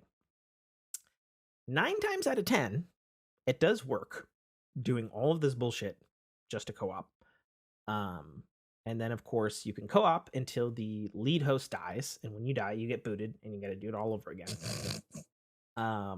Or you beat the area boss, in which case then you also get booted and then have to do it all over again. But other than that, it is convoluted. It's dumb. However, it is the most fucking fun I've had in a co-op experience since Sea of Thieves. okay. And I always put the co-op experience in Sea of Thieves over raids and Destiny because they're the closest to it, but without any of the pressure of a Okay. raid. And just the co-op in Elden Ring is so goddamn satisfying. For example, I'm doing it all over again. I'm already 30 hours into a fucking Hmm. PlayStation 5 version playthrough. And I'm having a blast because part of it is, I know everything. It's like, all right, I know what's around this corner. Part of it is Killbot's like, I want to go in fresh. Don't tell me fucking nothing until I Right. fucking am like, tell me something. What am I doing wrong? What am I not seeing? You know? And so, like, the first couple of areas, I was just like, all right, I'm going to teach you how to play the game, first of all. because whatever you're doing, I'm sure you're doing it wrong. You know, like I noticed we went into Wow. a thing and stuff, and I noticed he was like super slow, and I was like, "Hey, bro, do you not know you can run?" He's like, "Fuck, there's a run button." Do you even And I was lift? like, Yeah. and I was like, "Yeah, yeah, there is." He's like, "Fuck." It's like this game doesn't tell you shit. I was like, Nope. "Yep." Yeah. Only a little bit more than Tunic. um but it's just so satisfying because watching him and and he'll be like, because he knows I know everything, I'll be like doing something and not telling him anything, and I'm usually behind him. He's running first, and he'll be like, "Why are you standing over there?" And I was like, "No reason." He's like, "Is if I move into this doorway, am I about to get fucked?" I was like, "I don't know." I was like, Is your butthole puckered? cautiously moving around the doorway, takes 2 steps, looks around, all scared, and he's like, "Well, I'm not getting fucked." I was like, "I didn't say something was gonna pop out there. I just wanted to see what you would do." Right. Then he walks 3 He's like, steps "God and damn something pops it!" out and gets him. you know. And then of course, when you're in co-op, you open yourself up to public invasions from real people Mm-hmm. who show up and fuck up your shit at the most inopportune bullshit asshole times. And sometimes you as a co-op people fuck him up. Sometimes he's an OP god, and you're just like, well, I guess I'll die now. I hate that. That's one of the reasons I never got into MMORPGs was that right there. Just getting TK'd or PK'd. Yeah. Yeah. Griefers will I mean, ruin that for anyone. it's definitely a thing, but it's part of the experience, I guess. It's not like you can turn it off unless you turn your fucking, you pull your Ethernet cable. Right, but then like So you can either multiplayer in this wide world of griefers, or you can play solo. Those are your choices. I wish there was an pretty much. intermediate, like where you could just, hey, I want my party of 4 friends. So Sure, and I would still love it if you could just invite and mhm, you didn't have to use a consumable. right. Because sure enough, because we were both early in the game, and while you pick up the consumables everywhere, Mhm, like it's everywhere to pick up, it's easy to pick up. But in early game, you're like, well, I burnt through all 30 of them. I was like, well, we got to farm it now. I was like, right. fuck. That's you silly. know, That is silly. but it's interesting. So, he's, You've just told me 2 things that yeah, I it's will super never silly. multiplayer this game ever. It's, it's such a bizarre experience, but it is so satisfying to solve things with friends, to learn the patterns of a boss, to succeed and kill him with your friends. And then the one caveat to playing co-op is, there's a host, Mhm, you're in his world, his settings, whatever. But when you're the co-opper, the person, right. When you're the like you host. losing your shit doesn't matter. So you basically just get free XP, which is Oh, also gotcha. currency in the game. Gotcha. So the way we tackle it, and it's the way I did it with my father-in-law and my sister-in-law and my friend Robert, and I attempted to do it with Daniel before Daniel noped out of the experience. You go do a dungeon, you go beat that dungeon's boss up, reset, switch host roles, go do it again, and double dip XP. Nice. And that's fun. If you have enough Um, elder finger flower things. yeah, if you have enough things, but you know, it's just such a unique, cool experience, and there's just nothing else like it, Okay. really. My other caveat that I really, really, really wish, because Killbot's actually good at the game, unlike pretty much everybody else I played the game with this year. Sorry to say. Uh, Killbot's actually good at the combat, and so what'll happen is I'll fuck up, and then because I'm dead, I get booted. Mm-hmm. Um, but I can't watch him. Like I can't just, okay, I'm dead. I'm just a camera, Right. you know, until he dies, because I can't rejoin him until he dies anyway, right? Mm-hmm. So it's like I really, really wish it would just go camera, and there was a simple A, disconnect, or X, stay in Spectate. Yeah. observation mode. Yep. Because uh the one thing I'm not enjoying playing with Killbot, because like I said, he's good at the game, but I'm still enjoying myself, is we'll fight something. I will fuck up, even though I know exactly what I'm doing, and be like, fuck, I timed that wrong. I'm dead now. He's like, you can't die. We just started the fight. And I was like, I'm dead. I'm booted. Sorry, I'm gone. He's like, fuck. You know? And so then it'll be like 5-10 minutes. I was like, are you still alive? It's like, yeah, still alive. I'm fucking, I'm good. I'm good. I have 10 health. I'm good. I'm fine. Everything's fine. You know? And I just have to hear it. I can't look at it Right. or anything like that. And he doesn't stream. Like, that is definitely just a quality of life thing I wish they would do. Because technically, like, when you die, you're a camera for like 15-30 seconds till the game goes, oh, you're dead? Okay, disconnect, bye. Right. You know? So it's like, it's already kind of in the game. And I'm like, just don't disconnect me. Yeah. Come on. just give me a button prompt. Disconnect? Yes, no? Right. You know? Yeah. Yeah, because that would suck if they forced you the other way too. Well, now you just got to sit here and spectate while sure. Right? Like if you're in an LFG group, like, I'm just getting my ass handed to me, so I'm gonna peace out. Nope, you have to sit and wait till all of us die, or I win. Yeah. Yeah. So runner-ups. So something that occurred right before Christmas was myself and Daniel and Brock were playing an ungodly, an unholy amount of Grounded. Okay. And I was streaming it, and the game's in a very unique place right now because we played it a tiny bit when version 1 happened because it's finally out of beta and it's all polished up now and stuff. And you can like share worlds cooperatively, so people don't have the host doesn't have to be online to be in the world and doing stuff. And so we were like, I've only played it in beta and coming in, and so like we have conquered pretty much most of the game now, and it's just kind of the end game stuff to do.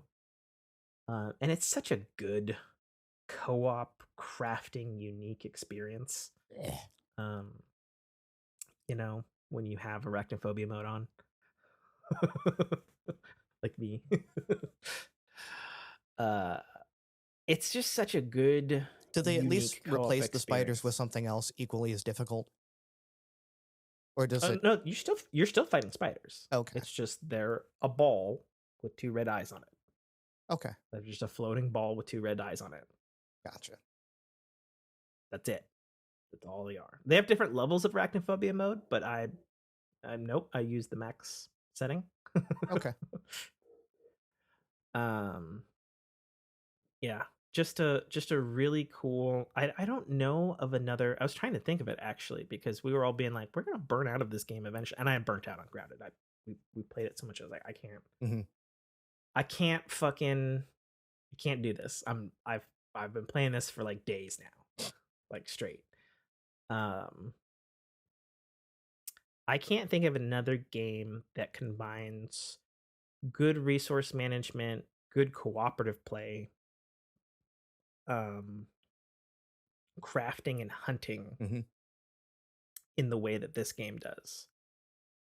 Because the crafting's more than a little reminiscent of Fortnite, and I'm sure that was obvious in its design.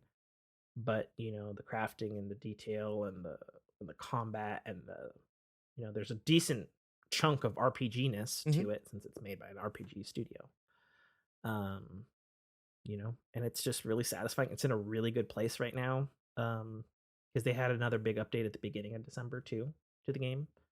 So since it's version 1, it's just in a really good, solid, super stable, looks good, gorgeous looking, runs well. Crossplay Xbox PC. I might have to tackle that one again, but yeah, you know me, crafting ain't my jam. I mean, you don't have to do that necessarily. You could just fight things, have other people in a crew build you armor and stuff. Because like I was always primarily like a crafter in the game first, mostly because like bugs are not my thing, right? And we're playing Honey I Shrunk the Kids the game. So I was like, oh god, that's a fucking terrifying gnat or whatever it is. Even though it's rendered in a kind of cutesy style, it's still a lot of legs. I don't think I can handle that many legs. Yeah. Um, yeah, it's good. So had a lot of that, a lot of really good experiences there right before Christmas. Of course, runner-ups to that are Rainbow Six Siege again. Mhm. Siege is one of the only 5v5 games out there, period. Because if you're playing, unless you're playing a raid or doing PvP in Destiny, you can't do 5 people. Right. And typically, my crew size is about 5 people, so somebody's always left out if we're doing Fall Guys or something like that. Christmas Eve, I had one of the best experiences in Rainbow Six Siege I've ever had, period, in the entire fucking game. So it was me and the boys, Mhm. PlayStation boys. We were all on, wives were asleep or whatever, and we were playing Siege, and we were bored of the regular mode and bored of the seasonal event. And then somebody said, "What if we custom game and try to do like a Home Alone?" And Okay. we're all like scratching our beards and stuff, and we're like, "Well, how would you do that exactly?" And they're like, "Well, obviously we play the house map," and we're like, "Okay, obviously." And it's like, and then they're like, "Well, like 2 people are like the wet bandits, and they only have access to like a hammer and kniving and you know something else like that and stuff, while the other people are playing Kevin McAllister, Mhm. and they can only use traps and run away." And we're like, "Okay, okay, okay." And so we did that, and we played for like 3-4 hours. It's on my Twitch. It was the most riotous, ridiculous awesomeness shit uh I've ever experienced. Just pure gentleman's agreement, because you can't set up Right. those kind of rules in the game, but you can make a custom map, and you can change some certain parameters Right. and things and stuff. Um to basically force, because it's always set up in attackers or defenders, and we were basically just forcing the game. One side's only defense for like 10 rounds, one side's only Right. attack for like 10 rounds, and then just gentleman's agreement. Don't fucking use your guns or your grenades or your C4 or anything like that.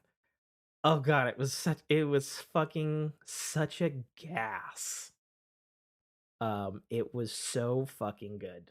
Like, it was hilarious. We had the best time. We were all laughing.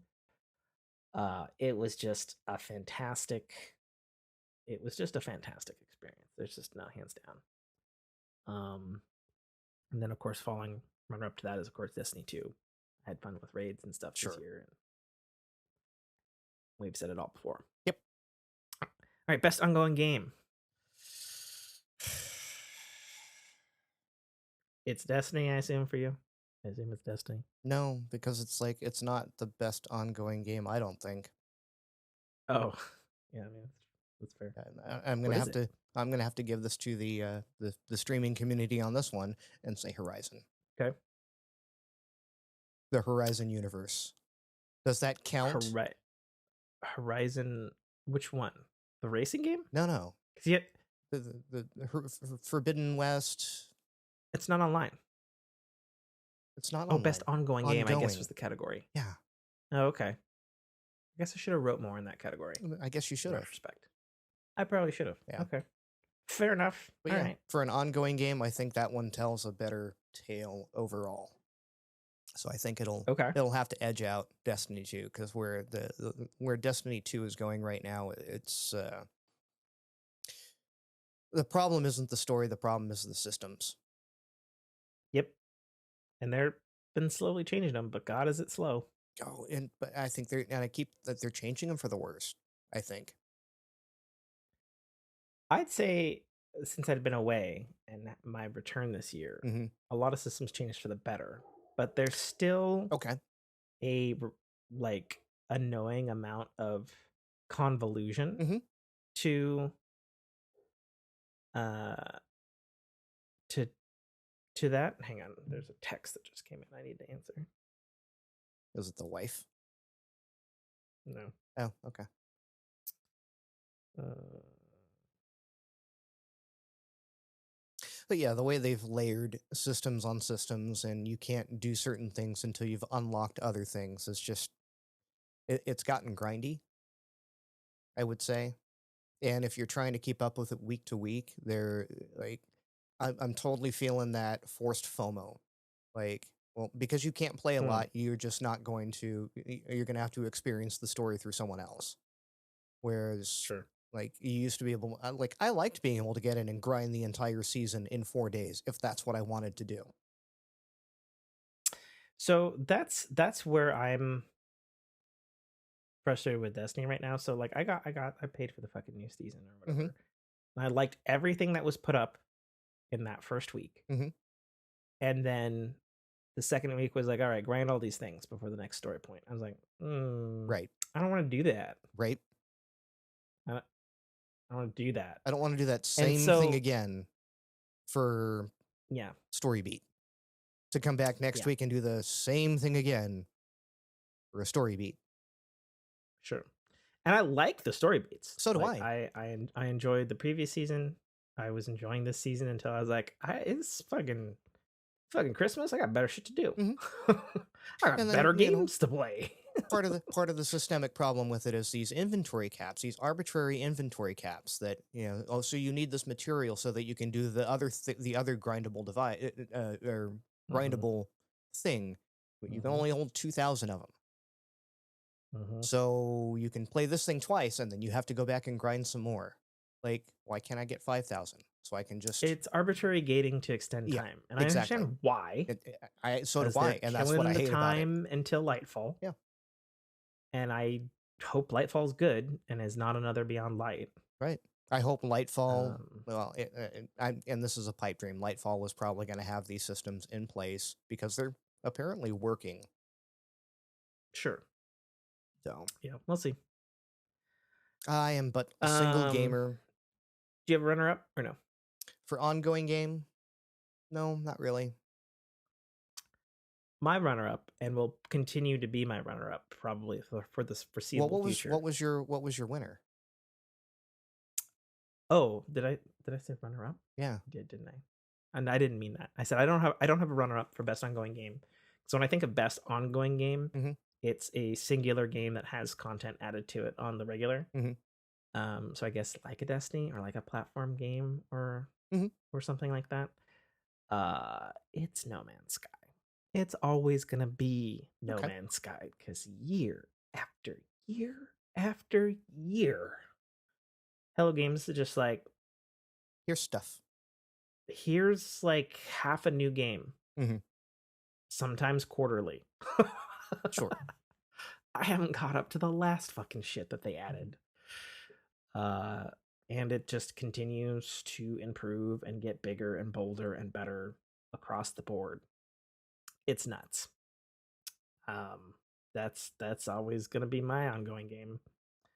Now that I think about it, because I did fuck around with this a little bit in Christmas, but everybody was off and I didn't have anybody to play it with because they're all off doing holiday shit.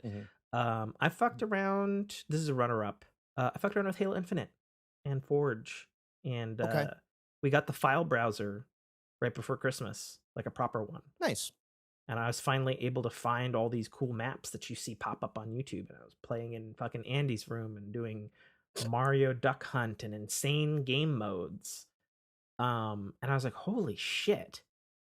This is what Halo Infinite's been missing, man. Right. This is Halo 3 Reach multiplayer glory days back in form right now. Because the stuff that people are fucking making in these fucking maps are just insane. Right. Like the Forge community has always been amazing, but man, knocking it out of the park, huh? Like I was playing in a Walmart. Like what? I was playing in a recreation of Halo 3's Guardian map. And it was like a 1-for-1 recreation, like made by the community, and I was like, "Fuck! Right. This is like professional level. Like this is amazing." Well, the Forge was a powerful tool, and it's basically a game engine because mm-hmm. people can code in it and shit now. I played a prototype of a campaign level And I was like, Hmm. what? Oh my god, when people figure out how to, like, it wasn't like great. And they said prototype and had like basic ass bitch textures and stuff. I was like, oh my god, this is like a campaign level. Right. This is what the Halo community means. Like, just fucking make your own Halo. you know. Except you can now. We played a actually lied. I did play with Daniel for like an hour. We did a couple of these custom modes. We did quote unquote pod racing on Tatooine using Ghosts? The choppers. Oh, okay.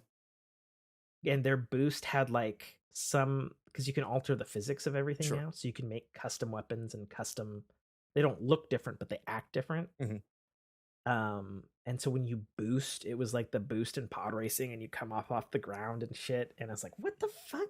And we were racing through the fucking canyon and shit in fucking Tatooine and whatnot. And they would have like people could like pose uh the elites and stuff, like they were talking, and they had like droids built out of like, you know, trash cans and all this sort of stuff that looked like R2D2 and whatnot. I was like, what the fuck? This is amazing. So, you know, honorable mention to that, you know, coming in right before Christmas. Not a lot of fanfare, unfortunately. I don't think we're going to get a lot of fanfare for Halo Infinite until the inevitable campaign expansion. Mm-hmm. But Halo Infinite's in a really good place right now. Cool. The best it's been in. So, honorable mention to that. All right. Best strategy game. I got nothing. I didn't have anything until I played what won at the Game Awards. I played Marvel's Snap. Okay. It's fucking great. I avoided it because I was like, I don't want to play a Marvel Hearthstone. Sure. I don't want it. That doesn't appeal to me. Dame's been telling me for 2 months now I need to get it. Mm-hmm. And I need to play it and do it and stuff. And sorry, I heard my garage door opening. Oh, is that what I'm hearing? Yeah, that's what is probably going to be on the cast. Gotcha. So Marvel Snap won, I think, best new game and best strategy game at the Game Awards. Mm-hmm. It won a couple of awards. So here's the premise for Marvel Snap. First of all, you play it in portrait mode on your phone, tablet, or computer. So a little bit different. Mm-hmm. You have 12 cards. That's it. A game lasts 3 to 5 minutes, tops. You have 6 rounds. You have cards that have a whoops. Sorry. You have points that have like a point buy system, so they got a little number in the corner. It's like, okay, you need this many things to put this card down. And then you have a power number in the other corner, which is how much power or force that card has. Okay.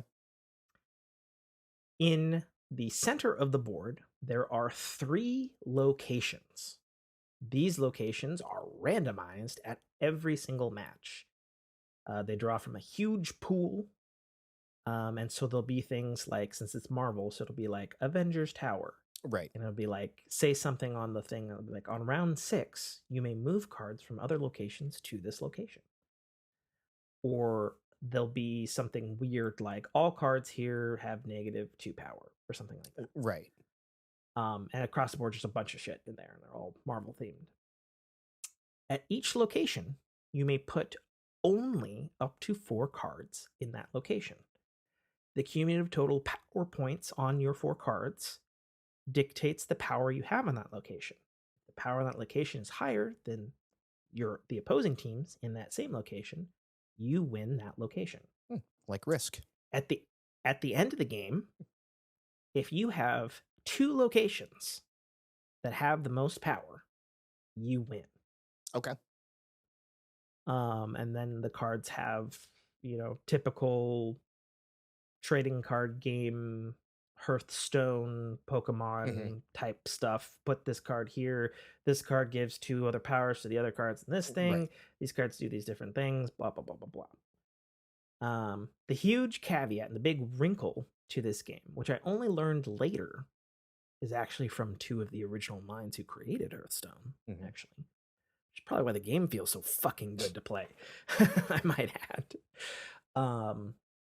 There are no card packs. There's no deck buying. There's no pay to win function. There's none of that in the game. Okay. At all. And I'm like, huh. The only thing you can pay for in the game with money is skins for your cards. Okay. That's it. So how you get cards is you rank up, and usually about every 5 rank ups, you get one new card at random from the pool. So you're constantly getting new cards, and you do not play against any person that doesn't also have the same cards you do. Okay. So not like in a matchup, but like your total, like all the cards you've accumulated. So basically, anybody you play is going to be the same rank, have the same cards as you. There's no way for them to one-up you except for having a better deck, a better strategy, and just playing the game better. Pure skill. And I was like, oh, so there's no Hearthstone. Oh, I've bought the fucking Lich King thing, and I have the fucking Doom card that can fucking destroy all your cards and say I win the game. Right. Because I paid $1,000 and bought a bazillion packs to get this one card. Right. There's none of that. That's so good. The game is like super fair. And I'm like, and it's free to play. And I'm just like, you're so honest and forthright, game. Yeah, I think I feel like I need to give you some of my money. The only complaint I've heard about Marvel Snap is, I guess, at a certain skill level, those drops, those random drops, it gets more, yes. Yeah. It gets harder and harder to get. Yeah, I'm level 248. Yeah. I've put some time in the game. I think the thing I love about it is it's great to play in bed because it is in portrait, so I don't need to hold it weirdly. I can play it with one fucking hand. 3 to 5 minutes. It's 3 to 5 minutes. Yeah. That's perfect. Yeah. I'm gonna play a game. You know, like the time management thing of it is fantastic. Like literally, the games can't go longer than 3 to 5 minutes because there's only 6 turns. Right. Like there's only so much you can do. But it's still every bit as strategic and exciting as Hearthstone used to be in its prime, where everything was balanced. And it's like, it's great. Cool. So yeah, Marvel Snap. If you got a PC, an Android, or an iOS device, go grab it and check it out because it costs you nothing. The music's cool. The card art is neat. The other thing to it is you can grab so you get like some fucking marvelly currency thing or whatever, and you can upgrade your card. And so they basically kind of Destiny colors. So you start with like a green bordered card, and you go up to a blue, and then you go purple, and then the card art turns into 3D, and then there's some other steps up from purple. It's like gold and red and stuff. And it's like 3D with a shiny logo, then like 3D with a shiny logo with animated background. But it doesn't change the card itself. No, not at all. And then they also have fun cards. They have alt cards that'll be in like a pixel art style or like some other art style that's not like Marvel comic book. Cool. Yeah. Fucking fantastic fucking game. I see why it won. I'm sorry I waited on it and haven't been playing on it since day one because it's great. All right, best controlling game is kind of the category here. And I put this because I feel in the age of 3D games, how a game controls it's important. And we've, me and Nate are old gamers, and we've played enough games to know when a game doesn't fucking feel right to control. And we have all played them.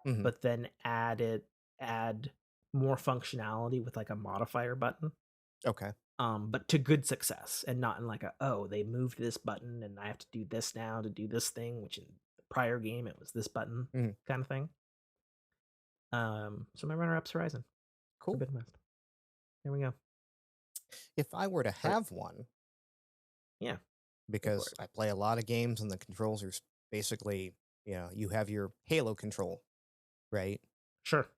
That's your That is standard the first standard. person shooter, right? It's the standard first-person shooting So controls it's hard to get that wrong if you're doing since something like that. 2001. Yeah. The only game I've played that I was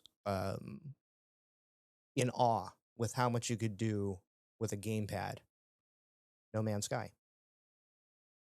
Oh, really? Yeah. Everything that I did in that game for the little bit that I played it, I never Mm. felt like I was fighting my brain to go, well, that doesn't make sense why I would push this button to do that. Right? Like everything Mm. felt like it had intuitive placement for things. And when it wasn't intuitive, the on-screen prompts were enough to go, this is what you do. And Mm. it wasn't Yeah. one of those like the first time the little inspect device, Sure. right? The first time you use it, I'm used to games going, the first time you use it, okay, this is how you do it, and the next time it doesn't tell you anymore. That was a tutorial. And No Man's Mm. Sky is like, remember, this is how you do this. And it's subtle. Mm. So I have to give that mad See, props for being a very complex menu system that is not, it doesn't come off that way when you actually play it. and that's an interesting thing, and maybe should be noted about why No Man's Sky is best ongoing game, because the controls got a pass this year. Mhm. They got an upgrade this year. They fine tuned some stuff in the inventory, the general controls. They tuned some shit up that Yeah. longtime people like myself are like, why the fuck doesn't this button do this thing? That was So one of my few complaints about the inventory system was when you combine things or when you mm, go to fix things, it's like unless I put my cursor over it, it's like, oh, that goes into that thing. There's nothing when I'm at the thing I need to craft that says, here's let me gray out the things that you don't need and let me light up the things that work for it. Like something like mhm. that would go a long way for a quality of life. Like I need to redo my engine. Here's the 4 materials that are in my inventory that work for that, and just gray out It's the things I funny don't. because that exact thing you're talking about is in the game. It's just not there all the time. Oh, okay. So it's half of the way there. Okay. I'm, Good. I'm just saying, it literally does gray out all those cubes and like highlights the couple of cubes you need. But sometimes, and usually it's only when you do an upgrade, Hmm. not fixing, upgrade. Same interface, but only for Right. upgrades. Yeah, it'd be nice. So they have the technology. Yeah. And maybe they'll get to it. But yeah, that's like so if I have to call out something like that, that's they're going a long way for 2 thumbsticks and some face buttons, right? Sure. And it's interesting because they have a little bit more experience with remaking the controls for the game Hmm. than perhaps other developers because they have a VR version. And there's a PlayStation VR 1 version. And those controllers don't have a lot of fucking buttons, Right. but they made the whole fucking game work on them pretty damn well. So they have some experience being like, oh, okay, kind of outside of the box Yeah. experience, where not a lot of other games might have that same opportunity because they just have a normal joypad. So yeah. Kudos No Man's Sky. That gets my Yeah. controls award. All right, best story. Don't really have a dog in this fight.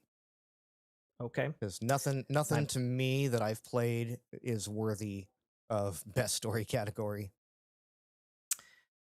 best It's story goes to Horizon, isn't Horizon it? Forbidden Yeah. West for me. Yeah. So I had my own, because it's been years Hmm. since the first Horizon, right? And it had a really, really good, strong foundation. A lot of seeds planted in that story for where the story could go. And in my head, like I'd already kind of like, this is where I want Horizon 2 to go, and this is where I want Horizon 3 to go. And playing Horizon Forbidden West not only did it execute my fan vision for how I thought 2 should go. But executed it masterfully and even threw me a few curveballs where I was like, "Ooh, I like that wrinkle," that I just didn't internally think of. Mm-hmm. So when the story hit me, I was just like, I was just like, nom nom nom, jug jug jug chug. Yep, love every minute of it. And some people had problems with the Horizon Forbidden West story. People complained about pacing. They're like, "Oh, it went here. I didn't like this particular sci-fi wrinkle or whatever." But for me, I was eating good. Eating good. My runner-ups for story. Elden Ring? No. Oh, Sonic? Yeah, actually. Sonic Frontiers.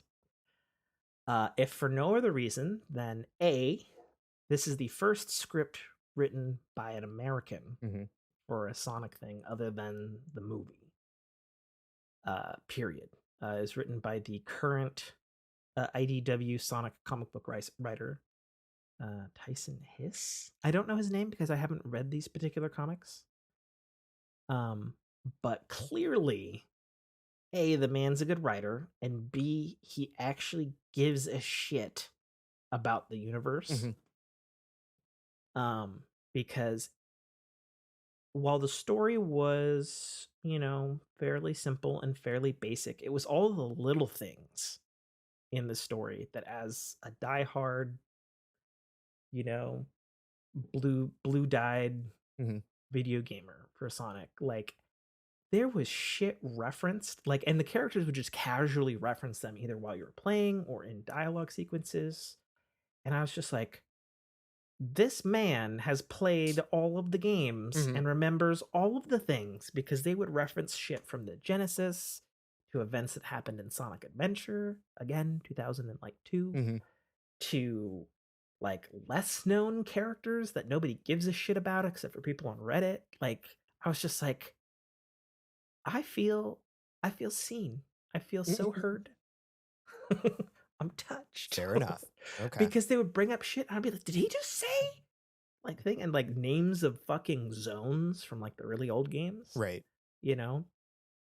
Like, I think there was a thing when you like first step into lava and like Sonic says something casually like, "Oh man, I haven't burnt my shoes like that since running through the lava reef zone." And you're just like, that was 1993, my friend. The year was 1993. Yeah, I was like, so just that alone was like, and the fact we've not fucking had that in a game, because Sonic games have been voiced since the 2000s and stuff like that, and they've had, for better or for worse, intricate stories, so to speak, and it's like, then they don't, that stuff's not, it's like, okay, they're just the story of the story and the story of the game, like, that's it. New game, new plot, Sonic, Robotnik's Robotnik, whatever. And this like legitimately like brought up stuff, and then also the core story itself brought up, the MacGuffin of the entire series, the Chaos Emeralds, and they're like, well, where did they come from? And you're just like, it's never been answered before. The world may never know. And for those few people who are yelling at me right now, listening to a podcast saying, well, it was answered in an Archie Sonic comic in 1995. I know exactly the fucking comic you're talking about, my guy, but those comics are no longer canon, just like all the extended universe Star Wars books. So, in current canon, they have never been answered before. And they do a little bit of answering in that department. And I was like, okay, that answer was fairly satisfactory. All right. So yeah, runner up for story is Sonic Frontiers. Just because I didn't expect anything. Okay. I was like, because usually when I go in, because like the best story in a Sonic game was Sonic Adventure 2, because it told like a cohesive story with some actual genuine plot twists. There's like a thing in it at some point you think Sonic's dead at some point, and they like take the control away from Sonic and you play another character and you're like, oh shit, is he dead? What the fuck? And it was super surprising when I was like fucking 14 or whatever the hell I was back then. So for it to be surprising in some genuine ways was just so unexpected because we haven't had it since that game. It's just been like, all right, we're on a planet where they got wisps, Robotnik's bad. Okay. Oh, we're on another planet now with other weird things. Okay. And then like this had like actual development and shit. And like fucking spoiler alert, like Tails leaves Sonic in the game because he feels he needs to grow as a person without him. And you're just like, motherfucker, what you're the the teenage angst is sidekick. this? Yeah. You know, and so it's just like, well, fuck me, you know. So on top of the game actually being good, like I was like, man, they're like, what? Like how the fuck did this game get made? Because this is the same Sonic team that's been making great to terrible games randomly for 20 years. And it was like they finally got their shit together pretty much across the board. Must have gotten a good director or something. It's the same director. Yeah.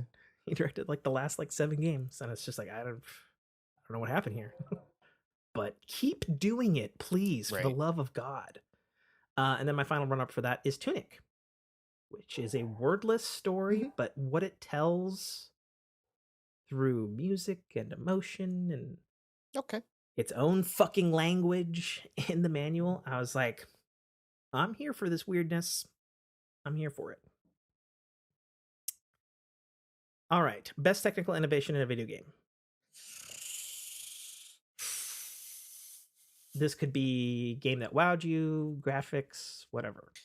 I hate that this is my answer. Fortnite. Yeah. I mean, that's true. It's a fair one. Right? It's a fair one. To be able to completely flip your game engine and nary a loss on the game. Like the game is still the same. It just looks a whole lot better and has a better engine underneath it.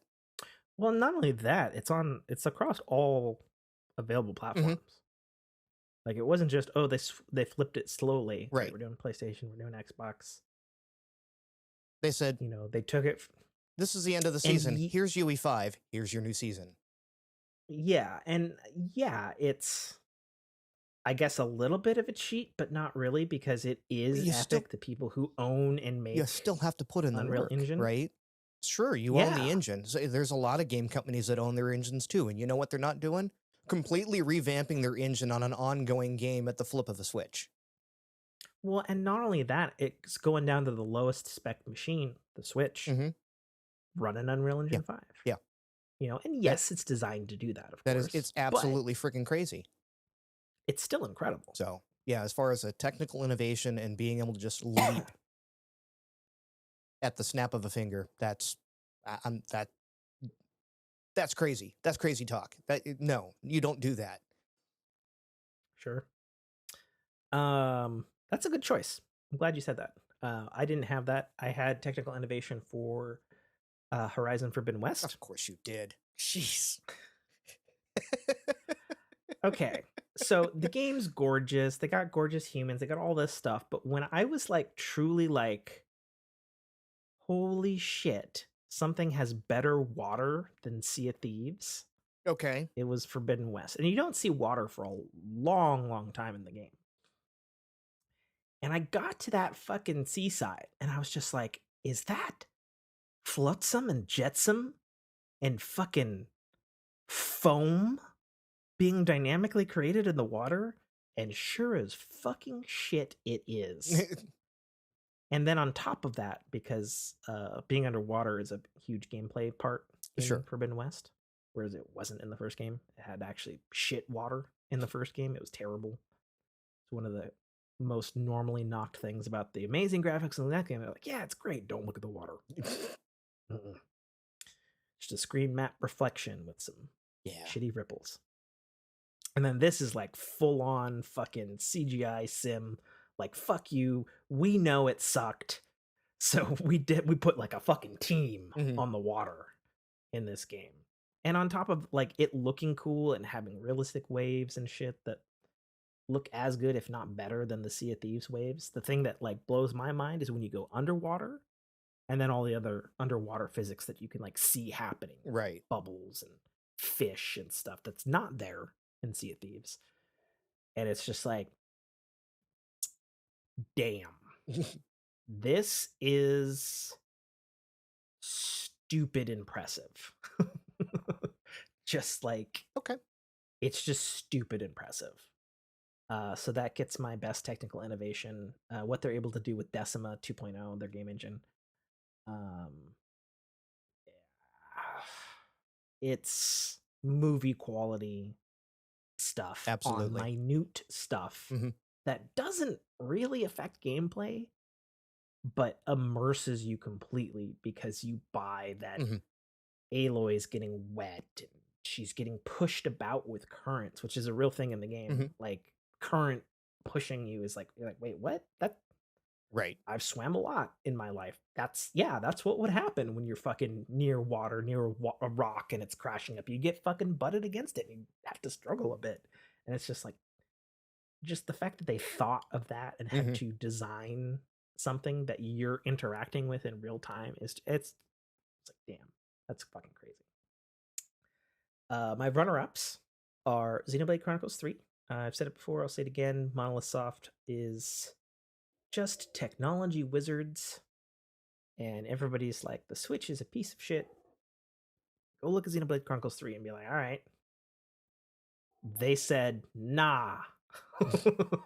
And did like a giant fucking open world with giant mechs, with huge render distance, with amazing character detail, full fucking voice acting, like 4 seconds of loading on hardware that doesn't have hardware capable of loading quickly. And it's just like, they've got something else. Sure. Got something else in their pocket. When the devil comes um, calling, then we'll deal with that then. yeah. I don't know, broken record. I'm throwing out a technical innovation runner up to Sonic Frontiers. Yeah, I know. You're just like, God damn it, stop talking about it, Tim. So I'm saying it for three reasons. I'm not talking about the fact that it has the worst pop in any video game I've ever played, with it just fucking appearing. The definition of pop in. Mm-hmm. I'm saying from a fact of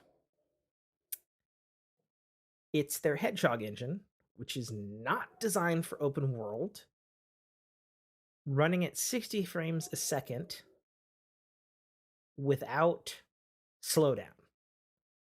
And we're talking about something that we've never really seen in any open world video game, which is a highly detailed open world with a character that can move way the fuck faster than any processor can probably render the scenery. Okay. And with the exception of the fact that there is pop in of, like, trees and the platforming objects and stuff like that. And it's not Yeah, all the the things time. you got to It's not land all on the while you're going Mach 12. Yeah. Well, but I mean the landscape, like all the main stuff is there. It's all the ancillary stuff, the stuff that you build up while playing the game, Mm-hmm. because that's how the game is played. Stuff's not there when you start playing, and then you start doing stuff, and more stuff starts building up Okay. in the landscape. The fact that you can like move as fast as you can in that game, and it doesn't screen tear, it doesn't I never fell through the world. I never clipped inside of an object, which I've played all the Sonic games. You motherfucking clip through objects in normal ass 3D Sonic games. The fact that none of that normal technical shit happened, and the world is bigger than, I don't know, somebody's doing donuts in the street Okay. with perhaps a diesel truck. The fact that none of that shit happens all the way down to the Switch, which is a version I have and have put time into, is it just doesn't make sense to me, because for every, like, I remember playing Grand Theft Auto 3 on the PlayStation 2, and if you had the super fast sports car, you were outrunning the game being able to make the fucking all of the 3D stuff, because shit had to load in, Mm-hmm. you know.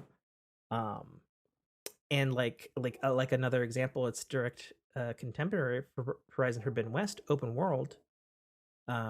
Spoiler alert, you get a flying mount at the end of the game, and you can move faster than you've ever moved in that game before.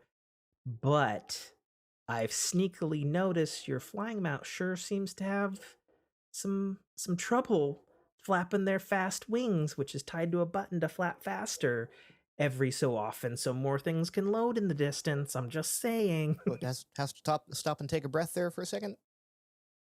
Yeah, because your fucking robot pterodactyl is tired. Mm-hmm. All right, so that's what I got. Okay. I have a brief one in here. Wallace Impossible Switchport, No Man's Sky. I mean, let's be honest. How? Don't know how. Right. Runs really good. I've talked about it before. It's how. All right, best remake. Define remake. So, for our purposes here at the Forkie New Year podcast for the Forkie Awards, I'm defining a remake as it is following the template of the original game, but inherently its code is new.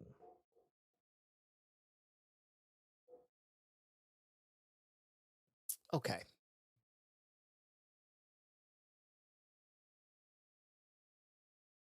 It's got to be Final Fantasy VII Remake. It didn't come out this year. That didn't come out this year? 2020. Well, damn it. It was 2020. Came out right in COVID time. I don't got anything because I don't think I've played any remakes.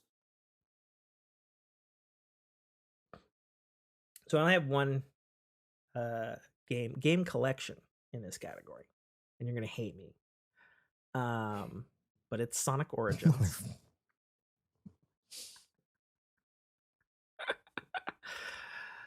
I say best remake. You vamp on this. I'm gonna grab me something to drink to wash this bad taste out of my mouth. He's getting up and he's leaving, folks. He's literally put the headset down. He's gone. He's left the room. I won't belabor the point. Sonic Origins. I chose this because I chose not to get the Last of Us remake because why the fuck is that game being remade for the third fucking time? It's ridiculous. Meanwhile, Sonic Origins, however, compiles all of the legacy 2D Sonic games. And while they may look exactly how you remember them, under the hood, they are 100% rebuilt from scratch. I think the only thing that's remaining is the art, I believe, is the original assets retooled. And there's a particular physics equation that has been updated to run modernly, and that's the particular thing that makes those games feel exactly as they did on Genesis. So for my money, literally, that's the best remake. Okay. Yep. Nate's back. He's not happy about it. He's like, if he says one more fucking thing about Sonic, I swear to God. And we still have 2 more categories to go. Yeah. So best developer. It's got to be FromSoft. So I actually did not choose FromSoft for this. Okay. You're saying FromSoft? You're allowed to be wrong. Ooh. Okay. I am allowed to be wrong. And that's okay, folks. So why do you think FromSoft is the best developer? Because they have the best, because they've already got the Game of the Year award. Everybody's playing it. Mm-hmm. Obviously, the game works. It's not particularly broken. Mm-hmm. That's why you're giving it to them? You didn't screw it up. You did everything right. You did everything you were supposed to do. You hit all your benchmarks. You hit all your timelines, which that's hard to do these days. I don't think they did. I'm pretty sure it got delayed at least twice. Yeah, but they communicated it well in advance. It wasn't like, yeah, we know this is coming out tomorrow, but it's going to be another 6 months. So it's not like Hogwarts Legacy that's supposed to come out like next week, but it's now delayed into March. Yeah. And then the other versions are delayed into June. And they're just, they consistently knock it out of the park. Like, Fair. I can't be mad at them. So credit where credit is due. So my best developer of the year, 2022 Forkie Award, goes to Monolith Software, developers of the Xenoblade Chronicles franchise. Not because of their technical excellence, but because of their ability to not only ship things on time, but this is the only game I've ever fucking heard of on record that was like, hey, we wrapped it up 3 months early from the release date we gave you this year. Sure. It's coming out soon. You're like, what? What the ass? During like COVID, and like I'm sure most people are working at home, at least partially in Japan for sure, because they're Japanese. And it's like, what do you mean you just finished your 500-hour RPG that has American voice work, American changes, and changes for the Europe and Japan, and you globally launched 3 fucking months early? Content complete? No bugs? What the fuck do you mean? That's like if you heard about a new Avengers film announced and it was like, hey, it's coming out in June. We're just, we're finishing post on it. This is what we think we're gonna hit. And then suddenly they're like, oh, hey, we wrapped up all the special effects in March. So here it is, early April. It's out. Go watch it. It's fucking unheard of in this industry. Fair enough. Fair enough. It's literally, I talked about it earlier in 2022, but like, bro. And I've said before, Monolith Soft also secretly co-develops and helps on pretty much all of the Nintendo games. They helped ship Splatoon 3. They're helping with Breath of the Wild's engine. They're helping with Tears of the Kingdom, the next Legend of Zelda game coming out this year, soon in March. They're helping with that game. Right. So it's not like they have a full expansion. Yeah. They have a full expansion coming still for Xenoblade Chronicles 3 because it's in the fucking expansion pass, and they're like no later than the end of 2023. And I'm just like, yo, these developers have their fucking shit together. Okay. At least I hope so. And it's not like a slave workhorse, like everybody's living in their cubicle shit in buckets kind of situation. Hey, we got off early after never 82 hours this week. Yeah. Yeah, we'll never know since they're a Nintendo-owned studio. Right. And their secrets are tighter than Disney's. But man, like, it's unimaginable. Both their power, their might, their ability to get stuff done, and across continents, like that's the other thing. Because a long time, I mean, I don't give that as much credence as it used to have, because we've figured that stuff out. No, it's not like the early days, but still, I don't know. So that's what I got, and then I got a bonus one that's not a good award. Okay. Buggiest game at launch. Can you guess what I'm gonna say? Sonic? No. Oh, darn. Ironically, any other year or any other major release, sure. And it's true, Origins was buggy at launch, but they did fix it fairly rapidly.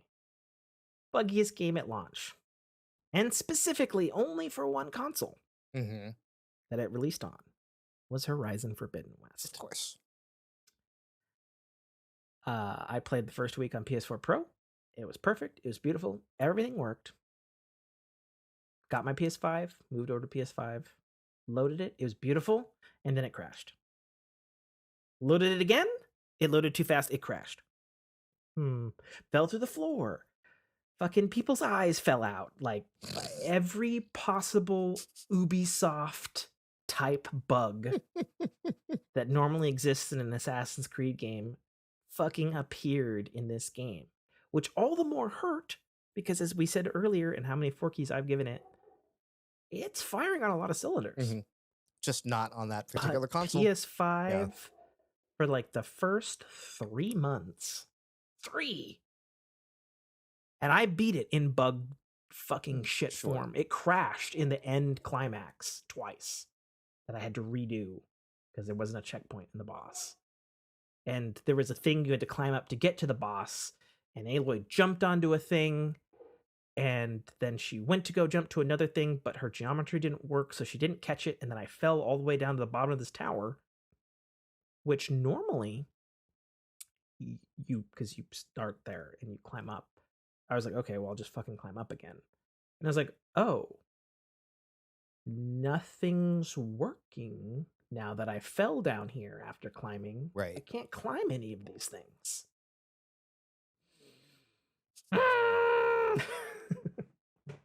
And anybody can go back and look at my Twitch archive and see every single fucking time it crashed on stream. It was a lot. That's horrible. And pretty much unheard of and unacceptable. Sure. For a flagship AAA Sony game that is known for their quality. Mm-hmm. And my only conclusion was, since it was fine the whole week I played on PS4 Pro, PS5 version was fucking rushed as fuck. And they're like, all right, PS4 version's done. Our PS5 version has a lot of bugs. They're like, ship it. They're like, ship it. Like, ship it. Yeah. Ship it. We'll clean it up in post. I was like, yeah. Holy fuck. It was bad. Real bad. Huge blemish. Obviously, they fixed it.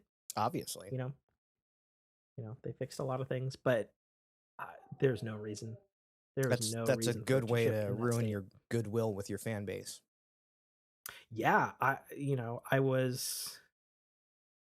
it's real bad because as a PlayStation owner and gamer, you expect technical excellence, technical performance, AAA-ness, quality out the board, and it sucks when, as the Forkie's given, there is so much of it in Forbidden West. But it was like, yay, fun, oh, broken, yay, fun, broken, yay, broken. Right. Like, just, and it's for that reason I couldn't possibly ever give it Game of the Year. But you will? No. Okay. That goes all right, to our Sonic, final right? games, our games of the year. Who do we think won? Or we wanted it? We wanted Tunic to win that one, I think. No, you want God of War won that one. And we wanted... I mean, I didn't play God of War, yeah. So I'm not going to vote for it. No, neither am I. I think the in the mindset of the world, the winner of the Game of the Year is Elden Ring. Mm-hmm. For sure. And I think that's the right call, having not been able to play any of it. I mean, sales don't lie, right. And the surgence of people just talking about it, the water cooler moments. And again, it's, because I'm now passively watching game streams, and to be entertained by watching someone play it says a lot for the quality of the game. Sure. It is very entertaining to watch. Mm-hmm. That is true. Perhaps more so if you're a Elden Lord like myself, knowing exactly what horrible fate is going to befall that person who wasn't paying attention.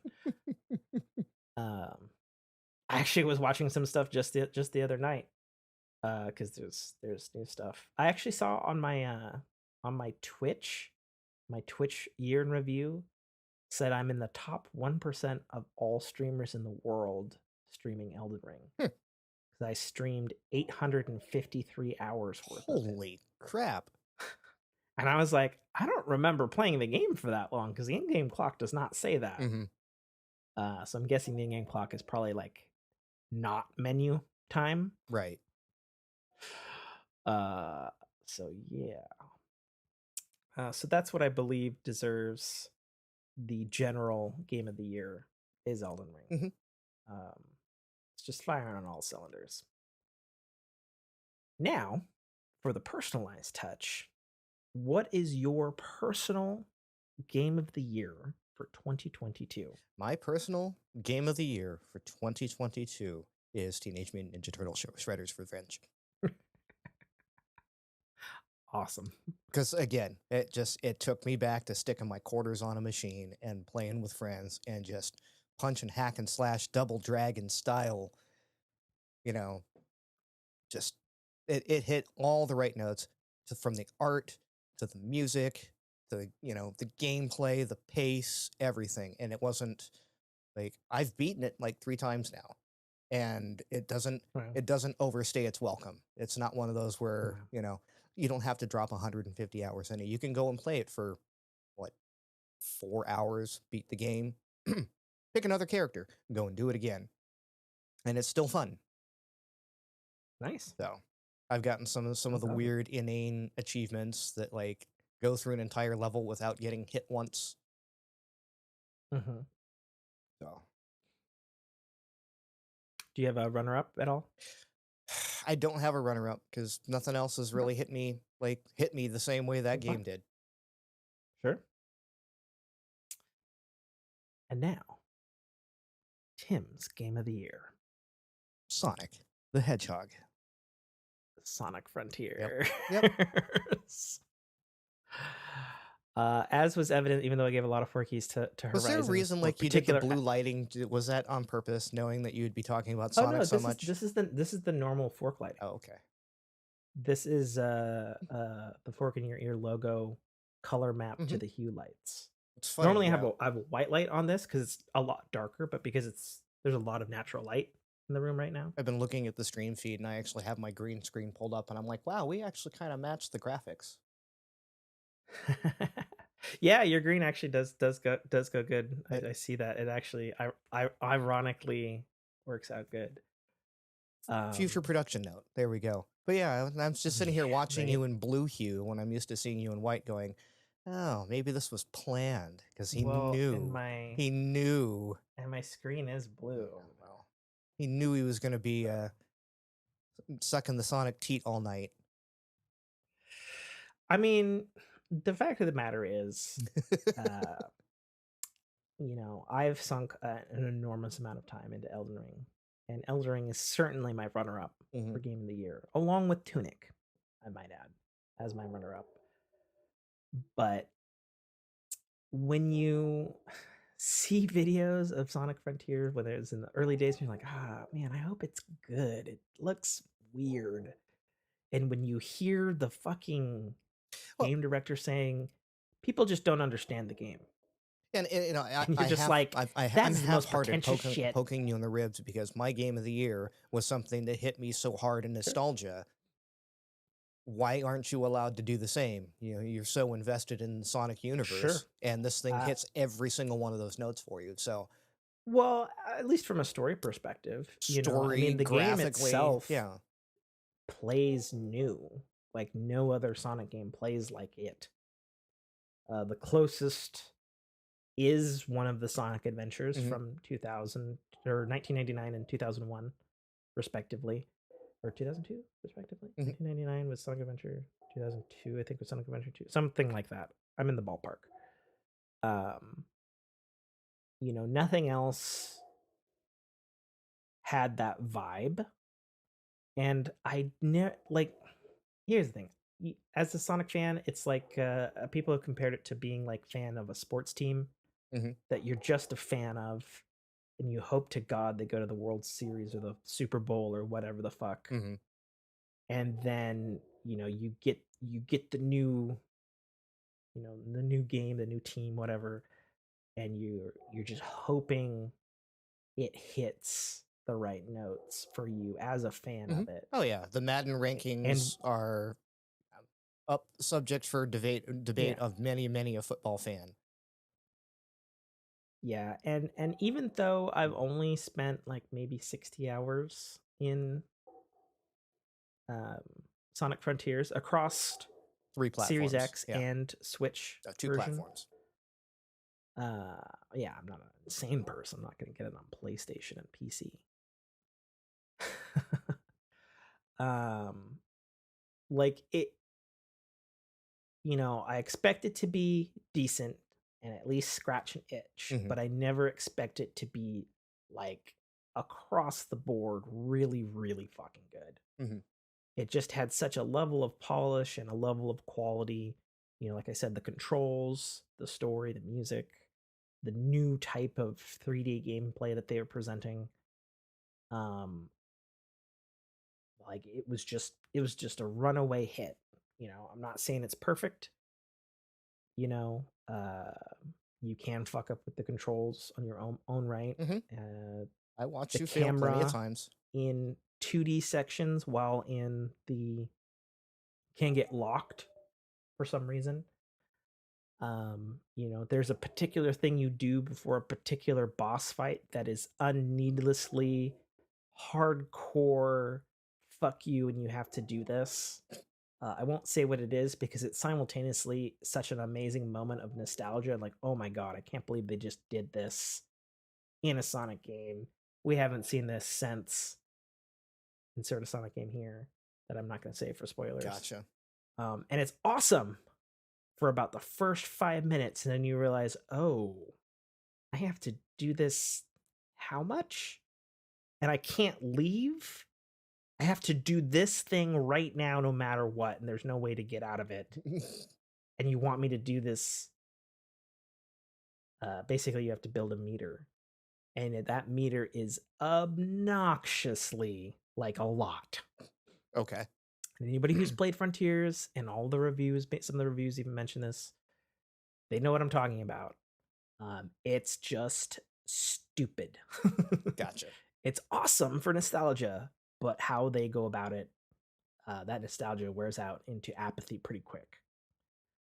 And even it's a Sonic game that has like some side objectives and side mini games and stuff in it and stuff. Like there's a fucking fishing mini game in it that doesn't suck. Like it's a Sonic game that doesn't even make sense. Like what do you mean there's a fishing game that doesn't suck? I was like, yeah, it's pretty good. And it's like, what? That's so stupid. But yeah, that's my personal game of the year. I'm sticking to it. Probably surprising nobody. At least not me. That's what it fucking is. That's what it fucking is. All right. Do we have any time or are we out of time? We're at 2:47, so we've probably got a little longer. Okay. We can blow through the last two. Last Forkies. Last Forkies. Or other categories. All right, cool. Do you want to spin or do you want to just... Let's just move right on to entertainment. All right, entertainment it is. Movie of the year and subsequent runner-up. What you got, Nate? Whew. This was a tough one because just saw a movie the other day that is a really good looking movie that might make a movie of the year if the story wasn't just absolute horseshit. So my movie of the year was Top Gun Maverick. My movie of the year is also Top Gun Maverick. My runner-up was Avatar, the Way of Water, because I'm sorry, that was eyegasms the entire damn movie. So to be clear, I just watched it yesterday. Me and the wife watched the first one Saturday, so we were all geared up for the second one. What format did you see it in? Did the special treat of going to see it in IMAX 3D. Okay, so did I. Yeah, well worth it, in my opinion. Especially coming from Avatar 1, holy shit, those visuals. Right, I was like, can they really do that much better with them? And the answer is resoundingly yes. Oh, yeah, when you watch the old one back to back with this one, right, you're just like, well, that Uncanny Valley's gone.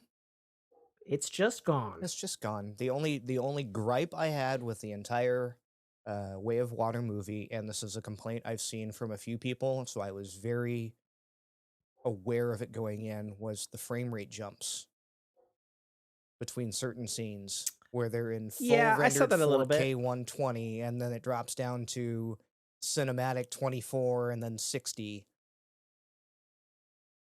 I didn't notice any of those, except that I remember having just seen the first Avatar again. First Avatar has something similar in some of its like prolonged sequences, like the very first scene where he's jumping off of a cliff in the first Avatar, running from the panther thing, and he's just strangely kind of slow motion for a couple of seconds. Right. You're like, what the fuck? That's weird. Yeah, so I actually really enjoyed Way of Water. I think it's a worthy sequel.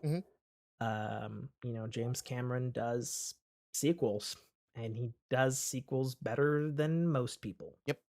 However, the story was horseshit. My story was horseshit. actually, I thought that was fine. My problem was some of the leaps. I don't want to get too into it because it's still a very new movie. Came out just before Christmas. So I'll be broad strokes.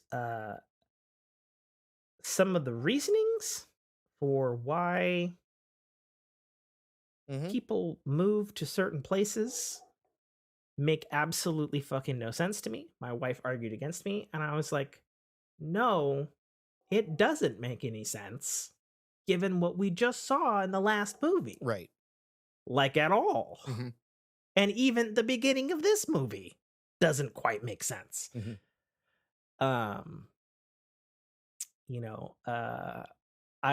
when I got home, a lot of people follow this the movie pitch YouTube guy who does and he's like playing himself, and he's like an obnoxious screenwriter talking to a studio executive.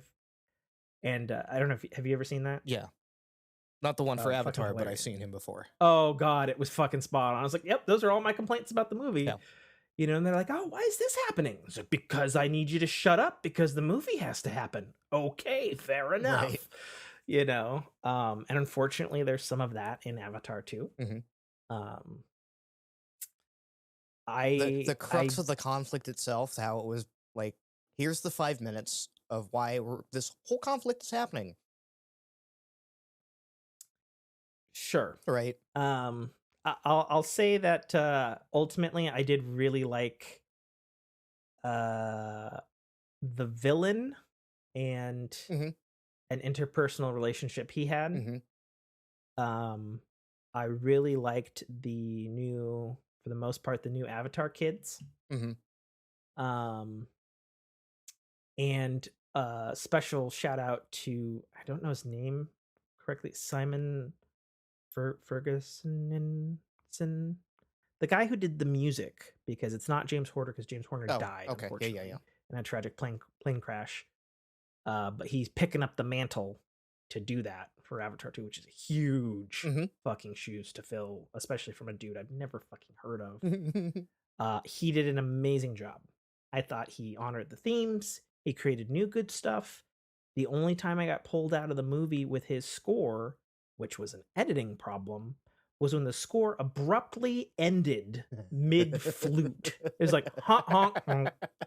And then the scene changed, and I was like, that was a hard fucking cut if I ever saw one in a film. So I would say that Avatar 2, despite the fact that I didn't feel like it was a 3-hour movie. I felt every 3 hours of it. I'm sorry. Oh, see, I felt the pacing was good, but I didn't think it was as good as Avatar 1 in terms of pacing. There was a couple of times when I'm going, this is called the Way of Water. And we've been here for a while. And I look at my watch and I go, we've been here for a while, and I've not seen a lot of water yet. I mean, there's a lot of water. Let's be honest. Yes, when you finally get there. Sure. But yeah, no, I think it's a worthy sequel. It's on my runners-up list for movie of the year. The other two runners-up are Black Adam, because I didn't expect it to be good, and I had a really good time with it, despite the fact that the DC universe is fucking over, and James Gunn's making every mistake in the world. But that's a topic for another day, I'm sure. And then of course runner-up Sonic 2, because how could it not be? Okay. But yeah, movie of the year, Top Gun Maverick, against all odds. By the way, Simon Franklin. I got the first name right. Yeah. Known for Way of Water, original Avatar, and Titanic. So yeah, he's got some history. Yeah. So my understanding is he's one of those ones who is like working as like a composer aide or something. Right.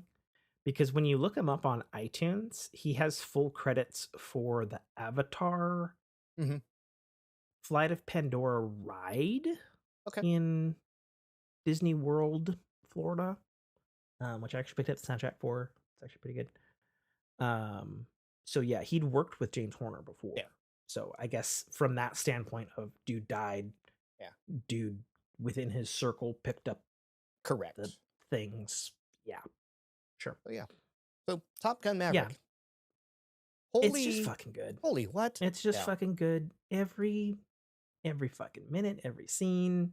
And I know there's someone right now throwing their phone at their car windshield or throwing it out the window or slamming their keyboard at work going, what the fuck are these guys thinking? But here's the thing, Nate. They're allowed to be wrong, too. Exactly. This isn't... Because I think on this one, since it's both our pick. This isn't the Oscars. This is the Forkies. God, it's just... And if you notice a theme with some of our bests, they're hitting notes. They're hitting some nostalgia True. notes. I guess maybe we're a little old and nostalgia's playing us like a fiddle. You gotta do it right. Like, you can't just go like... And here's a... And I've seen the fucking the breakdown. Like, actually, ironically, the thing I was talking about with Avatar 2 with the movie pitch guy and the movie pitch. I saw the movie pitch thing for Maverick, and they're like, oh, okay, so they're doing a Star Wars. You're describing the plot of Star Wars. You're doing Star Wars. And they're like, no, it's totally different. They just need to shoot a small thing into a small exhaust. And then he's like, so a Star Wars. Right. No, but they've got to fly through this trench, this canyon, at really high rates of speed. But I mean, the thing to avoid though, being avoid the surface to air guns. So you're doing a Star Wars. Yeah. Yeah, it's true. There are definitely things to nitpick about the film. However, when I saw it for the first time, and having seen just because I mean we were getting promotions for this, right? Because it was supposed to come out in 2018. And then it got pushed back for some reason, and then COVID happened, so it got really pushed back. And so we've been having promotions for this thing for fucking ever. Right. And when it finally arrived, and pretty much everybody on the internet were just like, it is the impossible 30-plus year sequel movie that's better than the original and retroactively makes the original better itself. Yeah. And it's like, those things do not belong in the same sentence, and yet they do. And you see it, and it's just, yeah, it's just super fucking good. There's two words about it. It's a classic, modern action movie in the style of the thing that you love. Right. Without being entirely the same fucking thing as the one that came before. Right. And they're just doing it again with new actors and whatnot. You know, it does some of that, but they're good homages. It does, but it does it so tastefully that when it does it, it's not, oh God. You know what I mean? I would argue there were a couple of the new, really, like the new Ghostbusters Afterlife is probably the closest we've got in terms of a sequel that happened like a bazillion years later that actually feels worth its name. Yes. You know, because as much as I do love Terminator films, they're not. The only true sequel to Terminator 2 is the Sarah Connor Chronicles. I'm just saying. Sure, but when time travel trope all over again, you can just oh, we're retconning. Marvel's going to be doing this. You know, have this issue as well. Like, oh, we're just going to retcon because multiverse. Sure. So, you know, at the very least, Marvel can do it in a good way since stuff has already existed to support said retconning because comics, you know, hashtag because comics. Yeah, because comics. So yeah, so that's my movie of the year. It's not on the list, but I wanted to pay a bad Forkie to the worst movie I've seen of the year. Okay. Watched it last night with the wife, which was Jurassic World Dominion. Holy fuck. So, to be clear, we watched Avatar. We watched it early in the morning. We got up early to go make like the first showing. And I don't live near an IMAX, so it was like an hour drive. Watched Avatar. We were all happy. Came home, did some other stuff, and then with dinner, because she went back to work today. Mm-hmm. I was like, hey, do you want to do a show? I know you're time limited because you got to go to sleep because you got work tomorrow. And she's like, we can do a movie. And then she was like, what movie do you want to see? And I was like, well, Jurassic World Dominion has been literally sitting in my Apple TV queue fucking forever since it came out on Peacock. Sure. Just been sitting there, usually a couple episodes behind True Blood because that's how the queue works on Apple TV. And like, not seen it. And I was like, I feel like it's the only big budget movie I didn't see in 22, which is actually a lie because I didn't see Wakanda Forever. I've not seen that. I'll have to see that. I have not either this year. But man, we watched Jurassic World Dominion, and about an hour in, we both literally almost in unison looked at our watches and we're like, is this movie over yet? Because I want it to be over. And then we pulled up the thing. We're like, oh, fuck, we have another hour and a half left. And she's like, yeah. How does this movie feel longer than the 3 hour and 10-minute movie we just saw this morning? She's like, how is that possible? And I was like, I don't know. I don't know why. Did you see the movie? No, I didn't. I don't. Yeah, I will because I've watched them all, and I just like the Terminator franchise. Yeah, and that's why I wanted to see it. And I was like, oh, it's got the old cast, and like the trailers make it look really cool. It's like, yeah, post-apocalyptic dinosaurs everywhere. The movie is not that. Right. Yeah, I'll watch it because I watch every Terminator movie too. Dinosaurs. Yep. Dinosaurs ravaging the world. Cut to 4 years later. And then it's like, meh, dinosaurs. Right. And you're like, I'm sorry. We're just going to throw away the thing that's in the fucking title of the movie? Mm-hmm. The thing we showed up for? And then they're like, yeah. No, the plot's actually about this other thing. And you're just like, what? Right. And they're like, yeah. We want you to care about that and not the dinosaurs. And you're like, then why are the dinosaurs in it? Okay. Well, what are you gonna give me interesting threads tying back to the other movies? The those ones. They're like, well, that thing from the second film's in here. And you're like, oh, okay. You're like, oh, and we got the old cast back. I'm like, yeah. And you're like, but don't worry about it. They're not gonna get together at the new cast to the last 30 minutes of the film. And you're like, okay. Is the old cast gonna do something interesting? They're like, no. You're like, oh. Okay, are there going to be cool, really tense dinosaur things that are going to invoke the scariness of the original movie and the first Jurassic World movie? They're like, well, they're going to get, like, attacked by the dinosaurs, but the CGI is going to be so bad that they're fine. And you're like, oh, well, so, and this is the climax of the trilogy. They're like, sure. I'm like, what? Like, that's how I feel the conversation is going with me internally watching the film.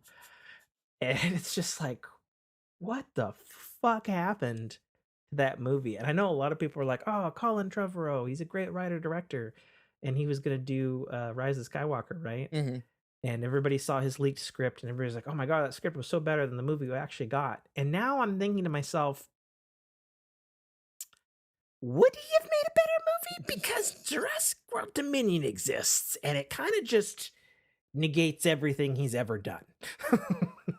Like, oh, and the worst part is, like, nothing's offensively like bad. Like, nothing is like, oh my God, that's a terrible cut. I mean, there's one thing that's a terrible cut, but right, you can't win them all. There's nothing like, oh my God, I can't believe that character said this idiotic thing, and they're doing this thing for stupid movie reasons. Right. It all just kind of happens, and by the time the credits roll, you're just like, okay, right. The whole movie that feels like it was 6 hours long. And it's just like there's no danger, there's no intriguing plot wrinkles, there's no thing. And then the other thing that I just found out about, and I didn't even fucking know until I watched the fucking, again, the pitch meeting thing keeps coming up. The pitch meeting thing for this movie. I did not know the bad guy of the film, who's played by an actor is literally named in the movie, because I didn't catch on to this. He's literally supposed to be the same dude from the first Jurassic Park movie with the Barbasol can. That one actor who was in all of the 90s sitcoms. Yeah. You know the one, and there's Newman. all the memes? Yeah. Yeah. There's a new actor. Like, he's an older, well-established actor, but he's supposed to be the same dude. Okay. And I did not know that, even though they kept calling him the same name until the pitch meeting. So if that gives you any idea of how much I didn't fucking care, and this movie didn't make me fucking care about even prior Jurassic Park stuff, yeah, good luck. Good luck with your 2.5 hours that you're gonna waste watching that movie, Nate. I'm just saying. Okay. Well, I know what I'm getting into. Whew. Now, Yeah, make sure you got like a good book or maybe Marvel Snap on your phone while you're watching the movie.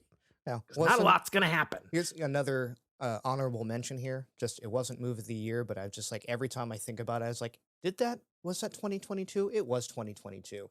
And I watched it last month, and it was just a good, fun romp, front to back. Bullet Train. Yeah. Oh, see, I wanted to see it because I know it's on streaming. Yeah. I didn't see it. My parents saw it. They said it was good. Go watch it. Speaking of action movies, I might as well say what I've been watching here while we're talking about it. We watched Glass Onion. Okay. We watched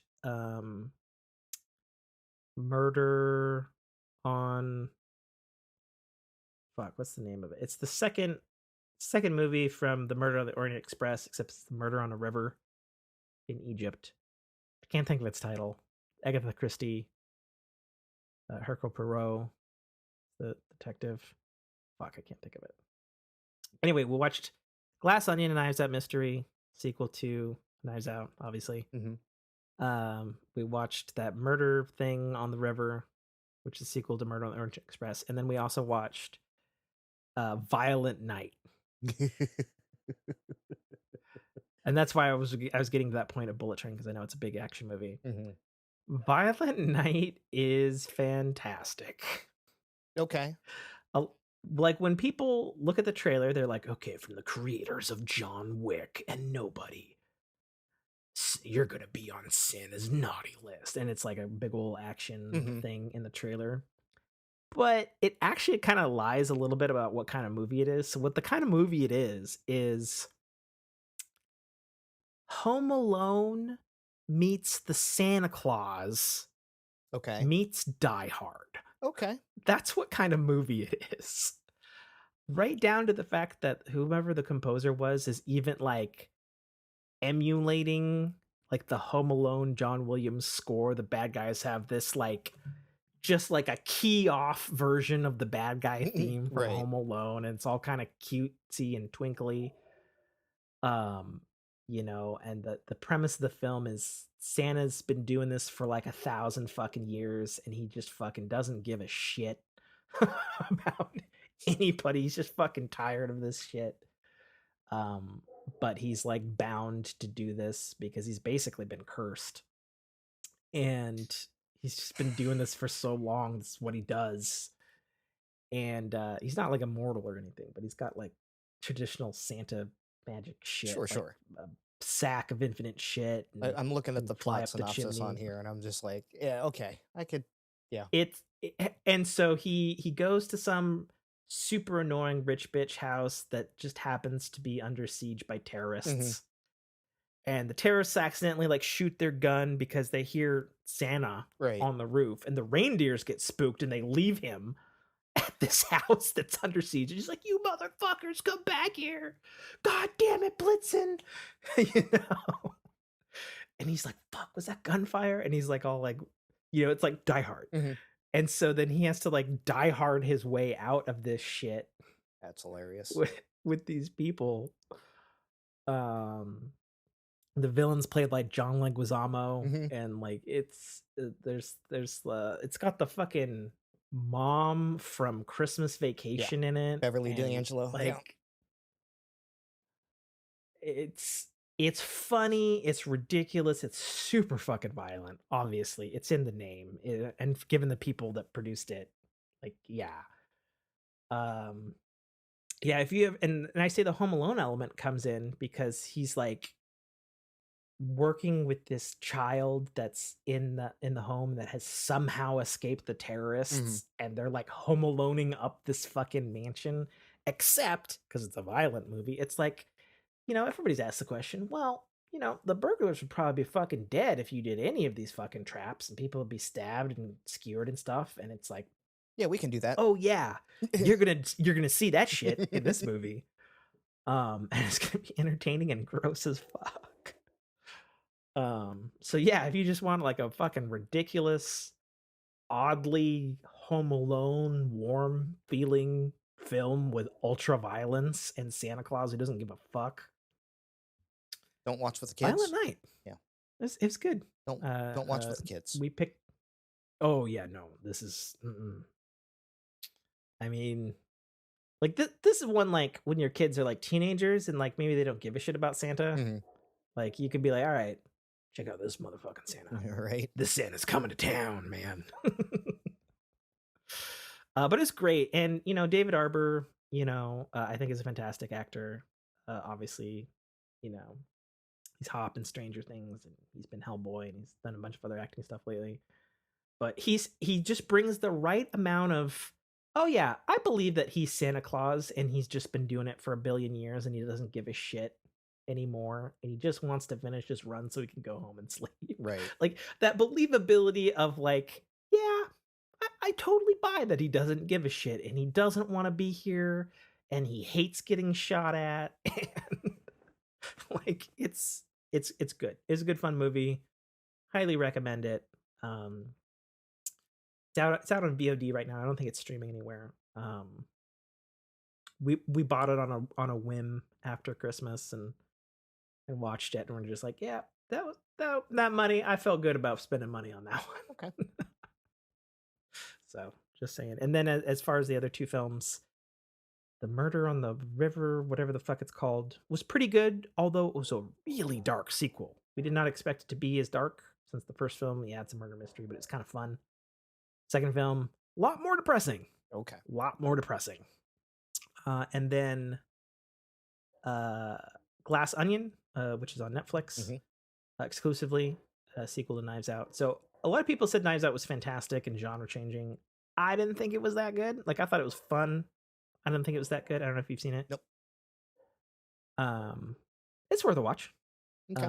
Knives Out or Glass Onion on the other hand was fucking fantastic. I had fun every goddamn minute of that film, from opening to close. I enjoyed the murder mystery. I enjoyed it subverting murder mystery stuff. The characters are just wild and over the top and all this stuff. So if you don't know the gist of that, since it's labeled a Knives Out mystery, it's honestly it's the same thing as the Agatha Christie A Murder on the Orient Express, where there's a specific inspector. Okay. And he's investigating a murder. And so the specific inspector in this case is Benoit Blanc, played by James Bond guy, who's now not James Bond anymore. Daniel Craig? Daniel Craig.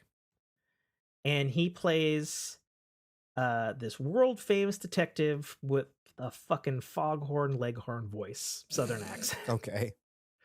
Like it's ridiculous on purpose. And Knives Out was a murder mystery in a big old manor, real classic style. Glass Onion is billionaire playboy Elon Muskish type person played by Edward Norton. Invites all the other rich snobby people, friends of his, to this weird remote island in Greece to play a murder mystery game of his murder. And Benoit Blanc's there, but nobody invited him, or at least he wasn't officially invited. And so everybody's like, what the fuck? And so, take that away as your plot. But it was hilarious. It was funny. It was engaging. It was surprising. It was all the things you want a good movie to make you feel. And seeing as I wasn't impressed with the first one, and I adore the second film. I was like, oh man, this is fantastic. So I thought that was interesting, since a lot of people like the first one. I was not huge on the first one, but the second film, I'm like, yeah, that movie's fucking great. Go fucking see that movie. You don't have to have seen A Knives Out. I just want that to be upfront. It's better because you're more familiar with the character, Blanc as a character. But the core of this type of murder mystery movie is, even though he's the same character, it's not like the central focus. Right. He's basically, it's like a Pink Panther movie. He's with you as the audience kind of thing. So, but yeah, real fun movie. Big stuff about it. All right. Best book, manga, or comic? I got nothing. You read this year? I don't read. I didn't do a lot. I don't read. I didn't do a lot. Okay, fair enough. I almost bought this book called The Citadel, but I couldn't do it.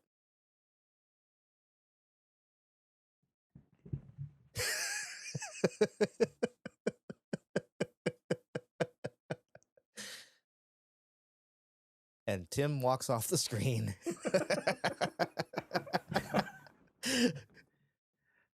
Wow. Fucking Jesus Christ. All right. Okay. I gotta poke I don't have ribs. A lot. There you go. I don't have a lot to say. Mine was just I'm still thoroughly enjoying the Rent-A-Girlfriend manga. Okay. Despite its flaws. That's all I'm saying. Best new TV series. All right, Nate. I have a guess for you. You're probably right. You think I'm right? Mm-hmm. You think I'll be right? Mm-hmm. My guess for you is you're going to say The Peripheral. You would be correct. Okay. It's solid. So why was it the best new series for you? You went out of focus, by the way, when you walked off camera. Yeah, I noticed that. I'm really fuzzy now. Yeah. I can't do anything about it. Turn a light on real quick. It's a Razer Kuo X. It did get darker suddenly. It's 4:00 here. Gotta fix this because fuzzy Tim, not fun to look at. Yeah, I got it. Rip. There we go. Now you can turn it off again. Okay. I'm gonna do this. Yep, it stayed in focus. And then we'll do this. Wow. Right. Yeah, it's we lost Westworld this year, and I need something to kind of Still mad. Yeah, still mad, and You're gonna be mad for a while. I needed something that kind of filled that void. One sec. Sure. Whew. Sorry, cough snuck up on me there. And it did, and like again, beautifully cast, beautifully acted. The end of that series was okay. Sure. If this thing gets, I'm still head scratching about it. Yeah, if this thing doesn't get a second season, I'm probably going to cancel my Amazon subscription. I would think with Amazon it does. Yeah, you would think so. It's probably fine. The fact it hasn't signed one yet still has me worried. Yeah. With an honorable mention to Wednesday that I also just recently finished up. Also just a good, unique premise. As much as I want to, as much as I want to like pull She-Hulk in there, which was a very, very good show.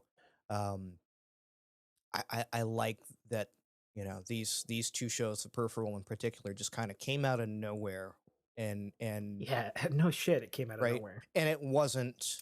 It's like, here's a trailer for a show. Right. It's out next month. It's out next month, like, and you watch it and you go, "This is not like anything I've watched. Like it's not tropey in the sense like it from the Westworld creators. You go, oh, okay, we're gonna have more robots, and while yes, you do, No, you don't. Mm-hmm. Right? And then Wednesday. Who doesn't love the Addams Family? And to play on the Wednesday character, again love the way they did. Love the way it was cast. Um, it turned a little bit into a teen mystery, almost Scooby-Doo-ish by the end of it. So we finished Wednesday, and my runners up Mm-hmm. for best new TV series are The Peripheral and Wednesday. Yeah, me and the wife loved Wednesday. We even loved when it went a little more campy in the last couple episodes. You're like, yeah, I'm in. My understanding is it is the most watched thing on Netflix ever, aside from Stranger Things. Nice. So second season, pretty much 100% guaranteed with those kind of numbers. Yeah, I was so pleasantly surprised by Wednesday's quality, and Jenna Ortega's portrayal as Wednesday, and really the rest of the Addams Family cast as well. Right. If though Luis they're not Guzman was in your it a weakest ton, one, you're doing pretty damn good. right? What's her name? Morticia? Yeah, Morticia, played by God, why can't I remember her And I can picture her face. name? She's married to Michael Douglas. I know that. It's God damn it. The name's on the tip of my tongue. Hold on. Shit. It's that name of the actress. Wednesday. Not Gwendolyn Christie. It is No. Although she was fantastic in the show. Why is she not top bill? Right? It's I'm not looking it up. You are. I am, and it's top cast, and she's not even none of. Oh, I'm so upset. Google better. Google Foo better, Nate Foo. I'm IMDbing better. Well, do it better. And I'm looking at a picture of her now. Top cast. Okay. It's God, this drives me nuts. All cast crew. We were literally all cast and crew. Watching. There we go. Lots of behind the scenes stuff for the Wednesday. Tisha Adams, played by Catherine Zeta-Jones. Catherine Zeta-Jones. Jesus Christ. She really doesn't age, does she? No, she doesn't. Like, what the heck? How appropriate to play Morticia, right? Fantastic. I mean, she's only the other thing. She's only a few years older than me. I don't age. Okay. If you tuned into our very first stream, between that one and this one, I haven't aged. I just got time lags. Yeah. Yeah. So special note that I must state, due to the ethnicity of my wife, was she was particularly pleased with the Hispanic representation of Wednesday and Addams Family and stuff, and just that in general, including even speaking the language sometimes, because she feels so comically underutilized. Yes, in underrepresented mainstream in mainstream television. The ultimate irony of that is Catherine Zeta-Jones is not even close to Hispanic. We looked it up. No. Didn't know this. She's played so many Hispanic ladies over the years.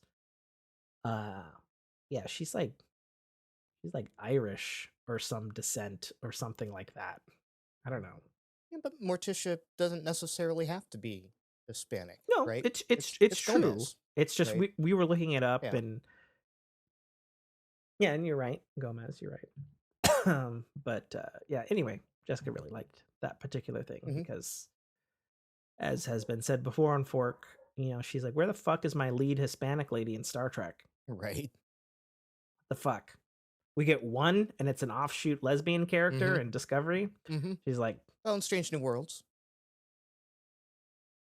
Who's in Strange New Worlds? The ensign, I believe. Or is that the one I'm thinking? That's probably the one you're thinking of. Yeah, offshoot lesbian. Not Discovery? Yeah, Yep. yeah, you're right. It is Strange New Worlds. Mm-hmm. Yeah, my bad. All good. See, the fact a Trekkie like myself, Trek badge on the fridge, probably can't see it. Mm-hmm. But like, and actually I guess that's the Enterprise. So there you go. That's fine. The fact that I couldn't even tell you which fucking Star Trek show it was. Right. And don't say Ricardo Montalban. No, they've been using that for fucking 40 years or however long it was. That doesn't count. Okay. Right.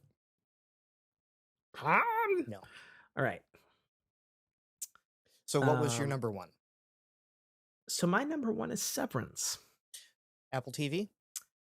No other show has thrown me down the Reddit dark web rabbit hole of trying to unravel the show's mysteries since Lost. That is one I want to see, and maybe the first season of Westworld. Solely because it's the one streaming service I don't have. We've got to fix this. Yeah, I have logins. Good. We might have to utilize them. That's the only reason I haven't seen Severance or any Apple TV show for that matter. Oh yeah, you gotta see Ted. You gotta see Severance for sure. Ted? Anything? Yeah, Ted Lasso. Oh, Ted Lasso. You know what's funny? I did see that one because my wife got a free trial just so we could watch it. It's good. Yeah. But yeah, no, Severance, best new TV series. It's funny. I actually almost forgot about this when I was making the list, and then I googled best new TV shows of 2022 just to kind of refresh my memory because Severance came out like basically around now last year. Yeah, like it came out so fucking early. And then everybody was talking about it to the point where they've been lightly teasing it at Apple events for the past year with its sequel. Because it's like, we have to know what happens. And my hope with Severance is that and I don't know this for sure, is that they've had a plan and they're not just winging it for season 2, and season 2 sucks. That's my hope. Okay. Because season 1 it's so good in a way that is so mysterious and intriguing, like Lost, but is shot with the kind of beauty of Westworld. There's no other show really like it. It's kind of unique. So that'd be my best new TV series. Okay. Next up is best ongoing TV series. Who had a good year? That's a tough one. It's not for me. Really? Go for it. Yeah, it's obvious for me. A best ongoing series, Stranger Things. Okay. New season was fantastic. My runner-up to that, which is sad because I have to say it, is Westworld. RIP. Mm-hmm. Those would be my picks for best ongoing TV series. Because of obviously, I thought Westworld was ongoing, but now it's not. Sure. And the final season of Stranger Things was just fantastic. Odd time formatting, which didn't do well for time management with the wife, but was great. Do you have a pick, or do you need to Google something? It's tough because Westworld would probably be my best ongoing, now no longer going series. Yep. The rest of the drivel that I watch probably doesn't qualify as good TV. Like The Rookie, great show. I wouldn't put it as a best of anything, and its spin-off series, probably not that great either. But it's still going after, I think they're in their 3rd or 4th season now. So it's doing something right. Jeez. Yeah, it would have to be Westworld. Okay. New category: best TV series that completed its run in 2022. That would also have to be I have one and a runner-up. Would have to be Westworld as well. So my runner-up is Westworld, because obviously it unexpectedly completed its run this year. But best TV series for me that completed its run in 2022 has to be Better Call Saul. Okay. What the last season was so fucking good. And people doubted because Breaking Bad, obviously its brother series, had such a satisfying series finale, and people were like, there's no fucking way this prequel series is gonna have a satisfying season finale because we know what fucking happens. Right. And I'll be god fucking damned if they didn't fucking do it again. And it's just like, and you didn't even see it coming. You didn't see how it was coming together, and they'd been breadcrumbing you for fucking 6 seasons. Okay. And you're just like, how did I not see this perfect ending to this series? You're like, we're idiots for not seeing what was plainly laid out in front of us. Even though the people watching the show are obviously Breaking Bad fans, which happens after this show occurs. And you're just like, we're morons. We're morons. And they played us with beautiful scripting and acting. And I feel okay about it. So bravo to Better Call Saul. Ironically, seasons longer than Breaking Bad. Yet ultimately, I think just as good. Okay. Impossible task. They're just fucking good. They're good at acting and directing and writing. Everybody who makes that show, top of their craft. Fucking stupid. It's disgusting. Makes other shows look bad by comparison because of how they're just like, oh yeah, let us just craft good stuff. No, that's not how TV works. Okay. Right. Some of it has to be shit.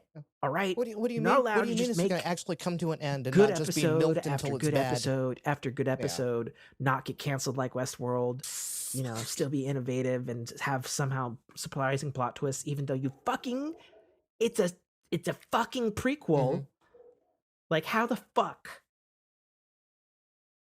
It's not fair. Okay. Doesn't make anybody.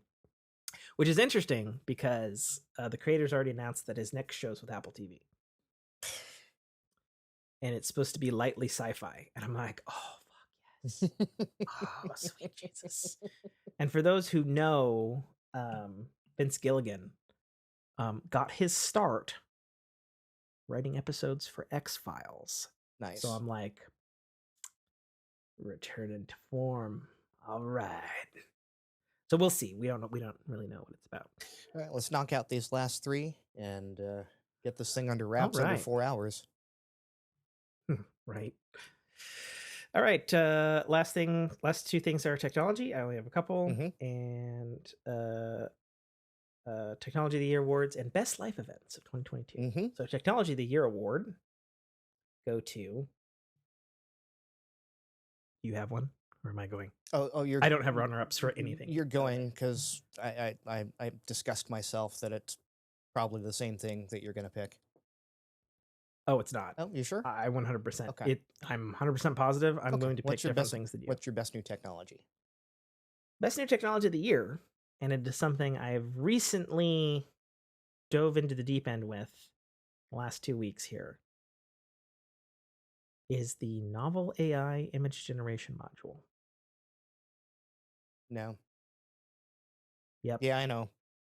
Hands down. Yeah, I haven't shown a lot of stuff on. You and I are gonna have a hard disagree on this one just because of the principle on it that I will not get into on the air. But yeah, I'm morally opposed to the AI generated art, and that's fine, except you can make morally okay art.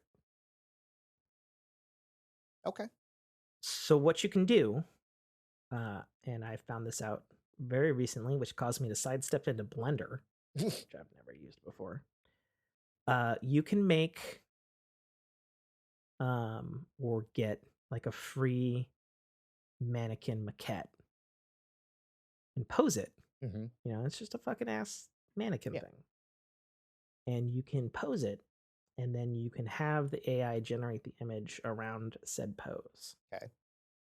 And so what it's pulling from, ultimately, because of how it works, is itself, which is the mannequin.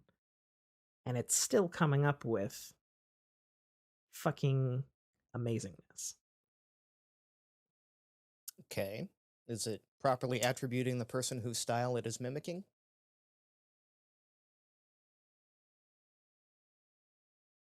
Don't know. I'm 2 weeks into this technology. I've looked at a lot of stuff. I Yeah, understand, and that's where the problem is. you The know, problem isn't the thing even is, with and we can have a with deep the artist discussion friends that about I it. have. Their problem isn't even that Sure. it's doing it. It's the problem. The problem is not giving attribution. It's like sampling music. You take a music sample and you So use it as your an own and you profit interesting on it, thing. and you don't credit back the original sample. So an interesting thing. So novel AI Mm-hmm. is not the same thing as OpenAI's Dolly module. Correct. Dolly, which is the module that does image generation, is pulling from anything it can find Yes. on the internet. Novel AI has 3 data sets that, at least according to Novel AI's paperwork, are legally pulled sources. Okay. That specifically, at least right now, and I didn't make any of these up. One is whatever's in the data set called all anime, and then anime curated. And I'm not making this up, didn't make any of the things. The other is furry. Okay. These are the data sets it's pulling from.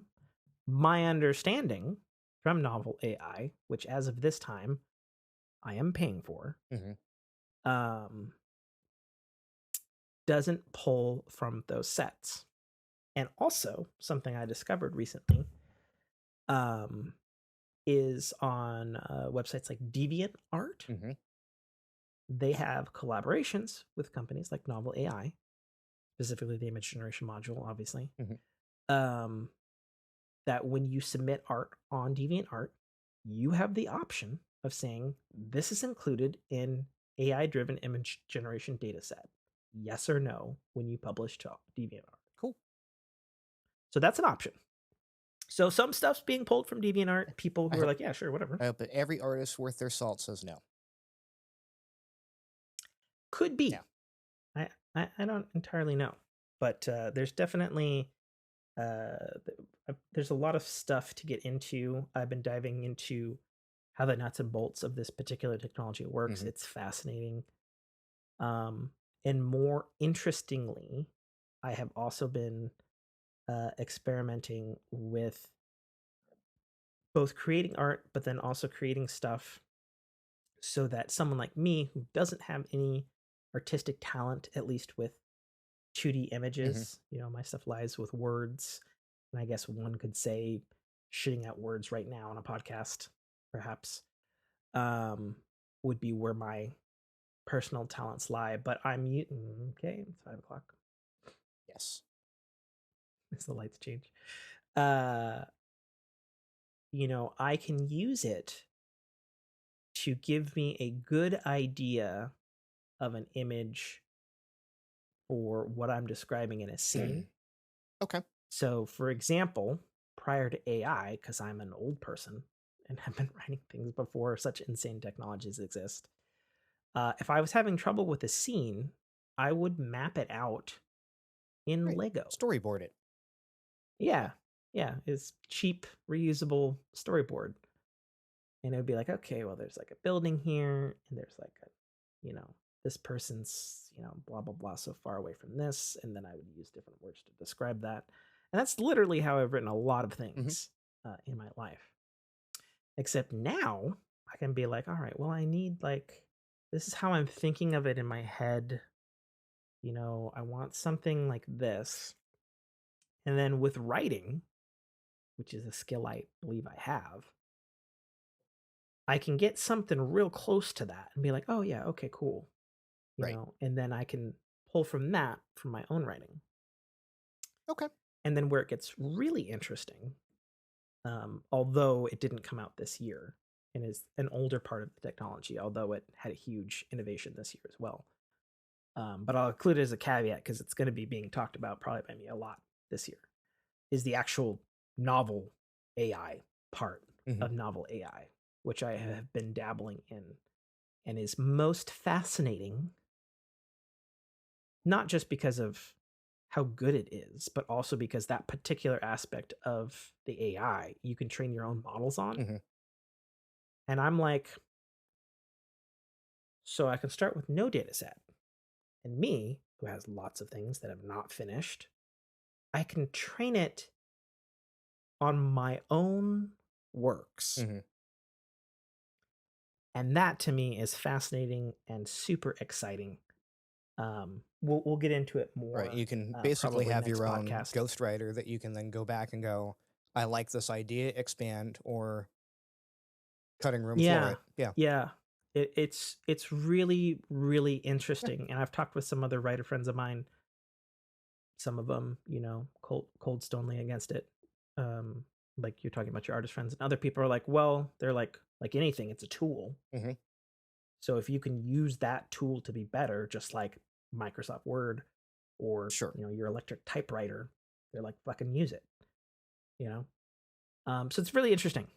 I'm playing with it right now, and we'll see what happens in the future. I have a couple of experiments that I'm running on some other Discords right now with it. So we'll see. We'll see. Very exciting. Interesting. Okay.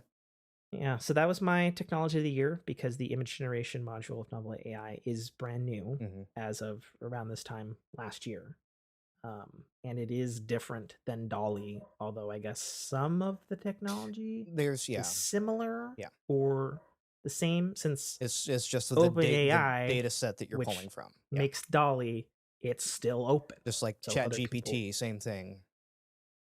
Yeah, and so also speaking of that real quickly, so all novel AI stuff stems from chat GPT stuff, including the image generation. So anyway, we'll be talking a lot more about it. So my best new technology and technical innovation kind of are hand in hand, and it's sadly that stupid Satcom freaking new iPhone put out. See, so that's so funny. So I have technology of the year, best new technology, and best technical innovation for tech stuff here. I have that in one of the other categories. Yeah, and all of my categories are that for that reason. And I think I shared you the one article where it actually did save someone. I'm like, as soon as I saw this, I went, here you go. Like, that's exactly what it was used for. Car driving through a canyon, no cell service, went off the road 30 feet into a ravine. Crashed, okay, but can't get home. Yep. Yeah. And as much PR as has been spouted about from Apple is like, that's why we make things like that, but then it actually does, like the Apple Watch helping people with heart stuff and go to the hospital. It's helped me personally go to the hospital when I had that fucking health scare a couple years ago, where I was sleeping and they're like, hey, you got like 190 heartbeat. Right. Are you okay? And I was like, I don't feel think okay. So. And then I moved, and then I was like, oh no, I'm not okay at all. Right. Am I dying? I need to go to the hospital. Let's go. Yeah. It's good stuff. It's good stuff. My wife has it in her phone. Thankfully, has not had to use it as of yet. It's one of those you hope you never have to use. But if you ever did. Yeah. Right. Indeed. So my best new technology, and although it's not like new, it did come out this year, and I'm just looking at it from my personal experience of the technology thing. It's gonna be the M2 chip. Okay. I wasn't expecting much in the basic bitch MacBook Air, but then when it was just casually handling everything I needed to do for the business, like it was nothing, I was like, okay, you're better than the M1. I get it. Right. Yes, my Mac Mini has a faster SSD and it's got more RAM and it's got a fan Yep. in it and a lot more ports. But you have earned your 2. man, that air, like there were so many times just doing casual working and stuff, and I was like, man, do I want to just get an Air to replace my Mac Mini? Like, am I at that?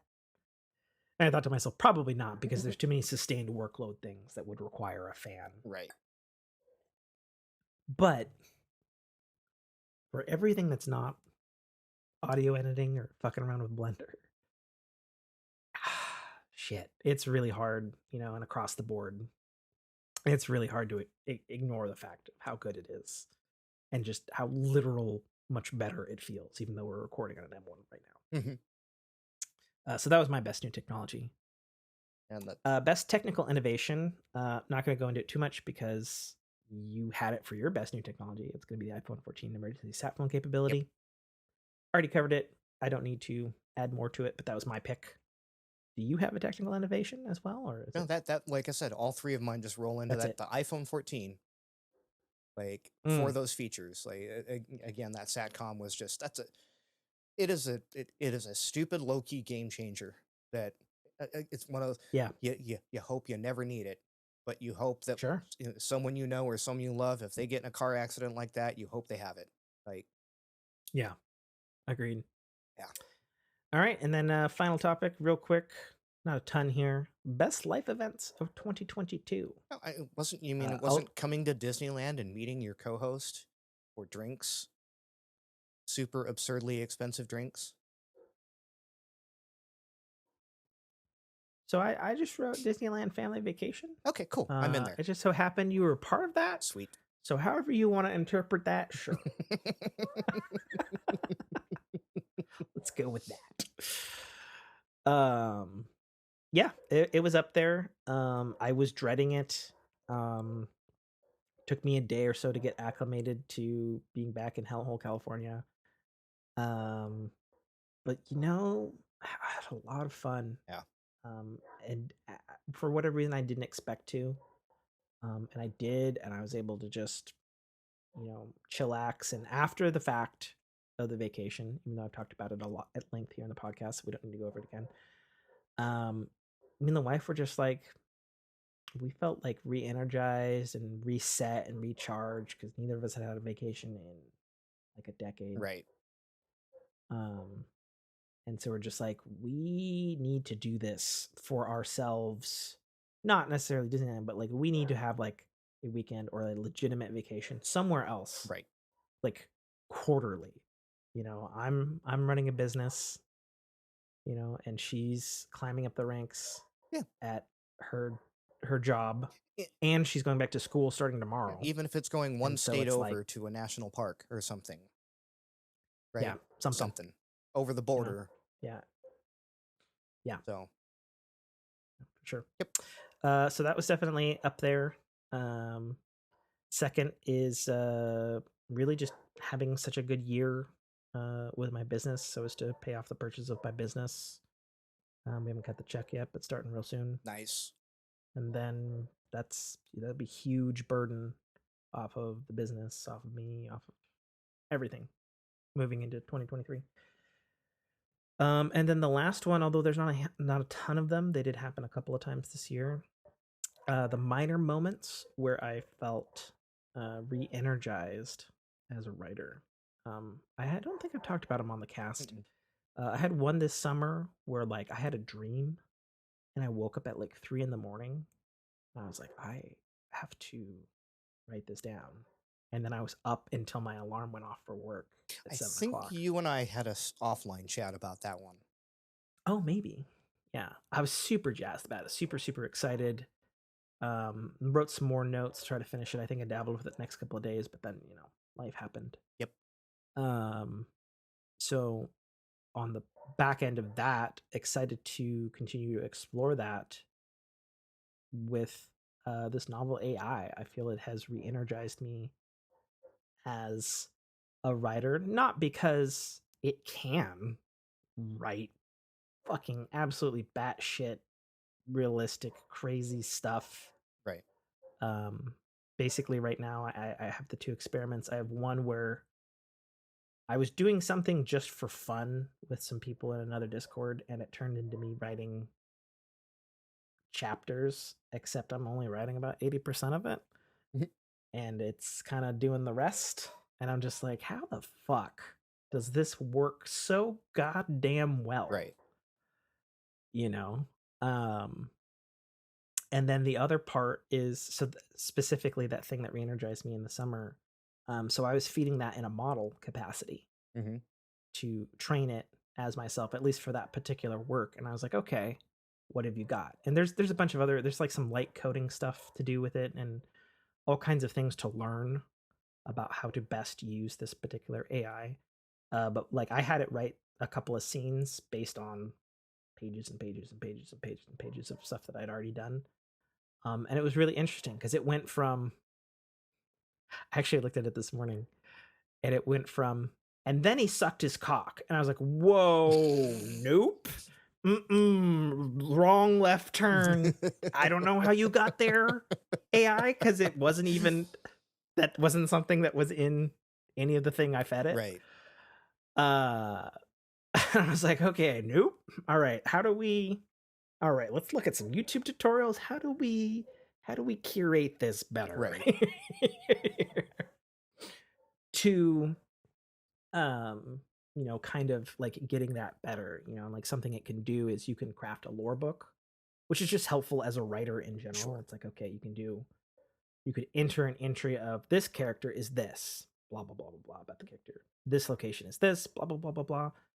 And then that feeds into the AI and it'd be like, oh yeah. And so when you're describing something, it's pulling from that. And you're like, oh.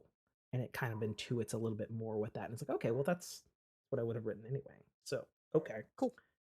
So it's interesting stuff. It's very interesting because I know I don't talk a lot as a writer because I haven't really published anything in a long time. Don't buy my book, as Nate says. I didn't say don't buy it. I said I almost bought it. Fine.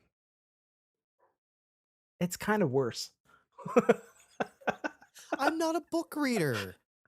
Sheesh. Yeah, it'd be different if I'm like, I read 150 books this year, but I didn't read yours, Tim. Yeah, that's true. Right? That's fair. I don't read any books ever. But sheesh. Well, we don't know the extent of this technology and how quickly it's been growing year over year.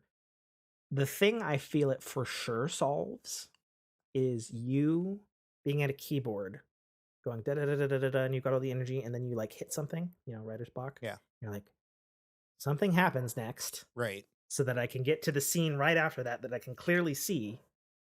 And you can just use this AI as the tool and be like, this happens. Give me 20 possibilities. And you're like, no, I don't like that. Yeah. No, I don't like that. Maybe something like that. Throw that out, write something different because you're like, okay. Right. And the thing I'm going to compare it to, at least the novel AI writing component, it reminds me of working with an editor, actually. Okay. Except without all the judgmental stuff that goes along with it. Right.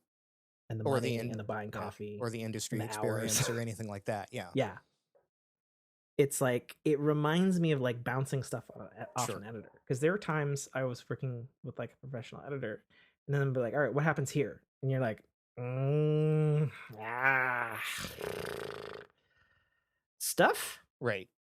Things? And they're like, okay, but you have to put something there. And I was like, yeah, I'm with you. I don't know what, right. Something to get to the flying car. But, and then they'll like be staring at you and you're like looking at them, like hoping that they say something. Right. Inspire and then they'll me, be please. like, park. And then you're like, and then they obviously walk into a park and then there's a dialogue exchange. And they're like, okay. And then what happens in the dialogue exchange? And like, well, and Doc Brown is up on the clock tower and he's running a wire across the street. And then that's how we get to the flying car. Yeah, that's the whole thing. But yeah, no, it's fascinating times because I feel like there are some inadequacies of myself as an artist that I don't have the skill or haven't taken the exorbitant amount of time to learn said new skill. Sure. And this can help with that. And I'm excited about that.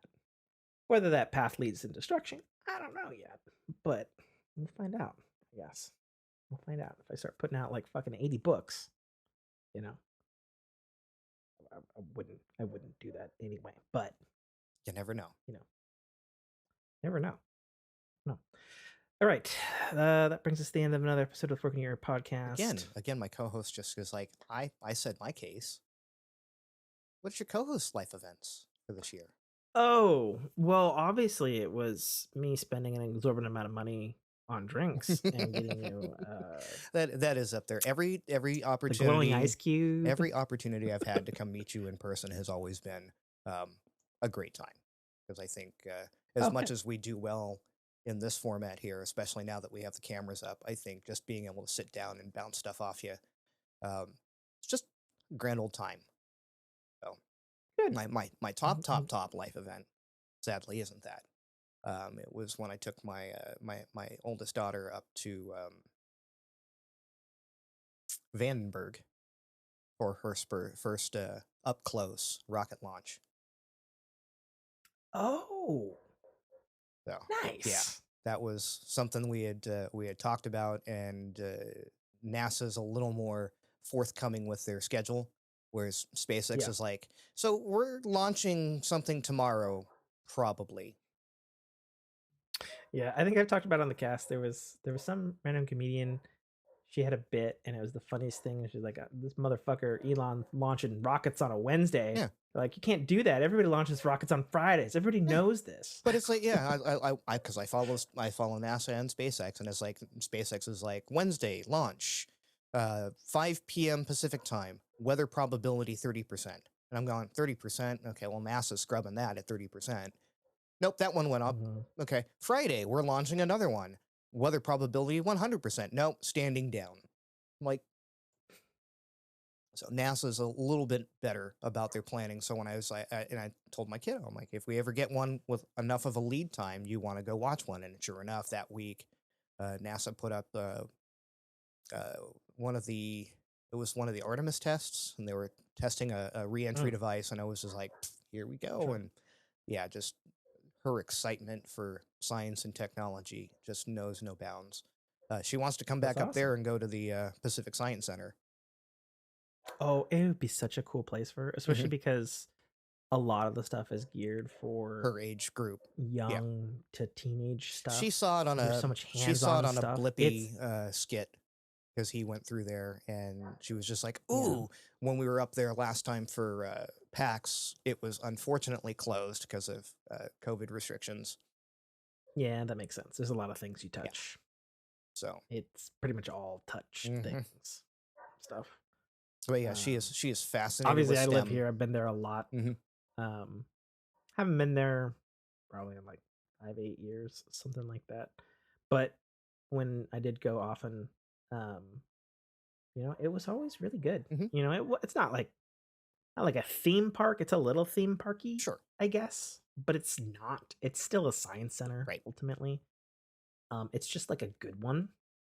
I remember going to one in like Oregon, and it sucked ass. Yeah, we have like, this is nowhere near a couple as cool down here as that the are one in Seattle. Yeah, it's just like, okay, these are cool. Like the aquariums are really nice down here, but we have like a Discovery Cube and stuff like that, and a lot of it's just low budget.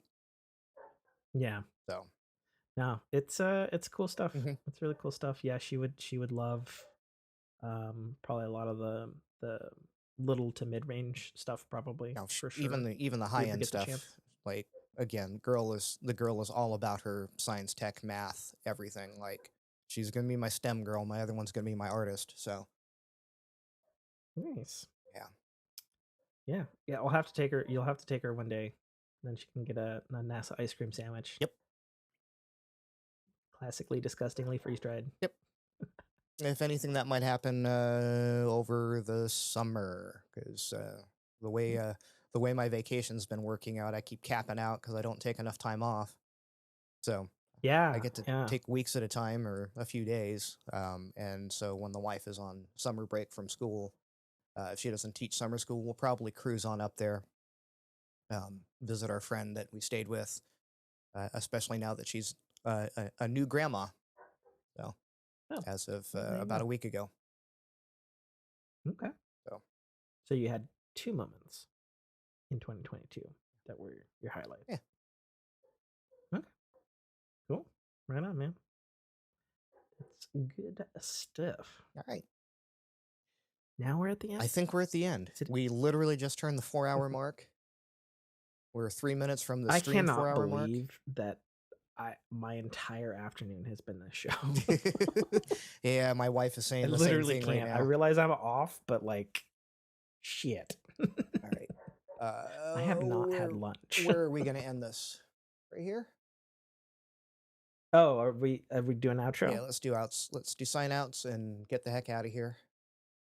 Yeah. So I can start getting these files off and go eat. I am author, podcaster, Twitch streamer, AI artist, Tim K.A. Trotter, signing off.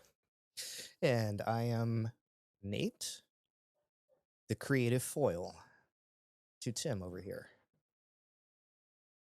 I feel like you're not a foil if you're helping to create. Yeah, okay. I just keep you in check. It's not a typical definition of foil.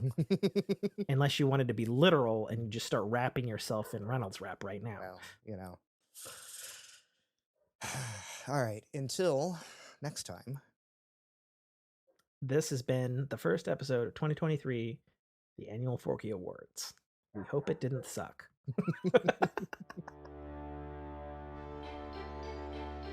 Thank you for listening to a Dynamic Works production podcast. You can find our podcast at www.dynamicworksproductions.com. Feel free to email us at dynamicworks@mac.com.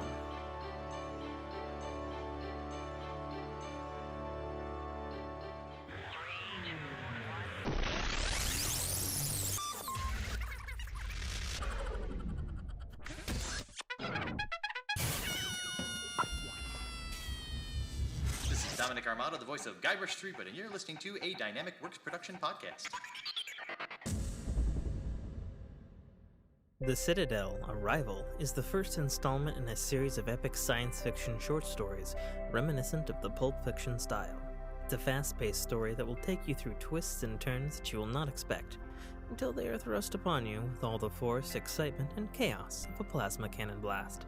The story follows Katarl, a nobody cog in the working wheels of a futuristic society run completely by Megacorp, a corporation that carefully runs and manages the lives of the people living under its sphere of power.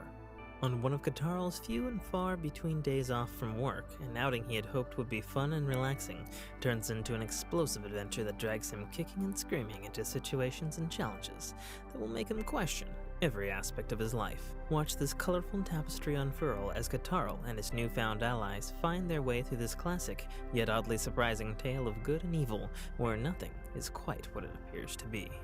That's The Citadel, Arrival, by author Tim K.A. Trotter, available right now on Amazon Kindle Store and iTunes iBookstore for only $2.99.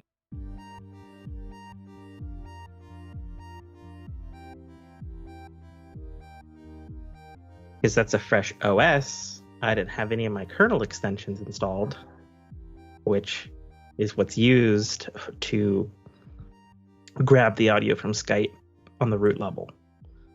Gotcha. So, but it appears to be installed. It appears to be working. Getting meters. Yeah, it looks like I'm getting meters on my end. I'm getting meters on you. I am about ready I need to do a Twitchy thing? To go live? No, I already updated the titles. You can do that. That's why I needed you to make me editor. Oh, did we do that last time? Yeah, at the 2 times ago, but it was at the end of the cast. In a minute. Yeah. Your hair's looking long. Oh, yeah. Guy. Holy crap. Yep. Longer than when I saw you in person. That's what happens. Hair grows. Oh. Well, I mean, at least, yours is still growing, Wind blows, fire burns. Water's wet. Water's wet. The screen. hair grows and gets grayer. Yeah. Am I coming through okay? Yeah, you seem to be. Okay. All right. I don't have any internet issues to my knowledge. No, you look pretty solid. Good. Good. All right. Intro screen.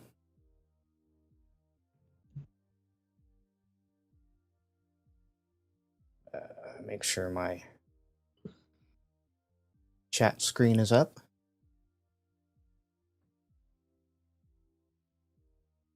I'll have to toggle back and forth between these. Actually, let me see if I can pop this out. Pop out. Yeah, I'm just logging into Twitch now so I can monitor the thing. Oh, come on.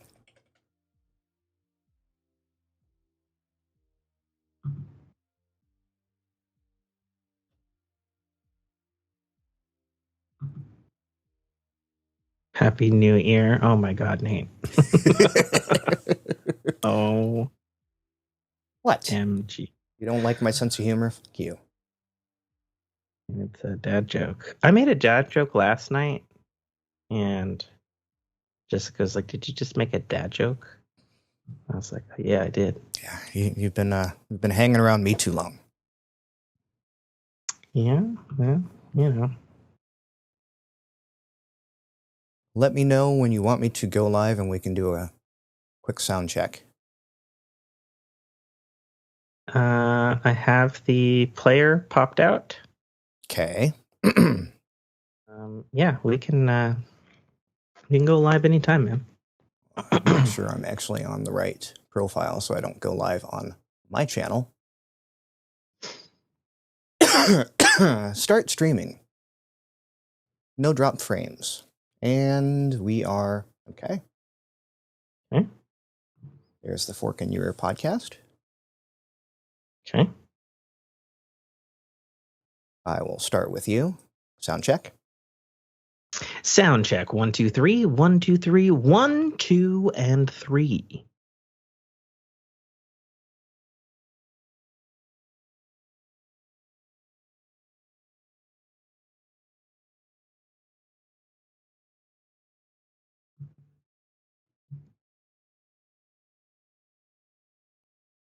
Didn't get any of that. No audio? Maybe. Okay. It might just be my... Oh, yeah, it would help if I don't have Chrome muted. Okay. Oh, because you're capturing it from Chrome. Correct. Yeah. I get you. Sound check. 1, 2. Sound check. 1, 2. Your turn. Oh, sound check. 1, 2. Oh, 1, 2. Sound check. 3, 4, 5, and 6. We're good. Cool. Turn that off before we start getting feedback on it. Jeez.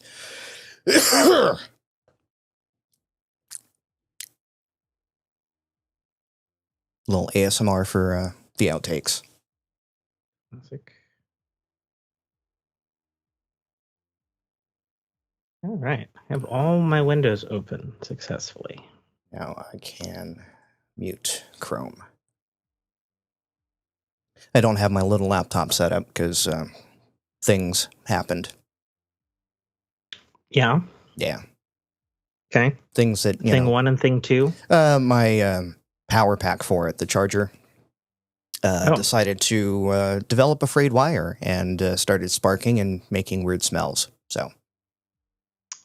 Sparking and weird smells. Yeah. Telltale sign that it's done. Yeah, that it's done. It was a bad wire, and I ordered a new one, and I haven't rethreaded it back into my setup, so I don't have my usual external monitoring that I run, so that can go there, that can go there.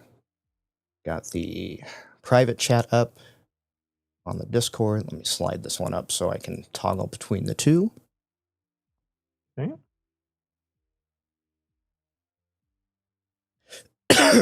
Jesus. Where'd this come from? Feel bad. Do you have libations in hand if you were planning on partaking? I have water. Okay, that's good. It technically has a liquid IV and my gut juice in it because I haven't taken it yet. Oh, fun. Okay. So, it just looks like brown water. Yes. Looks like tea. It's not. Sound check? Or not sound check. Marker? Oh, you ready? Yeah, and then I will go live roll in right after. Yeah. In 3, 2, 1. Cut in. Cut in. That should be fun. Intro roll. Now. Good to go. And cut it. Stopped. Stopped here. Stop. Stop in the name of stream. Oh boy.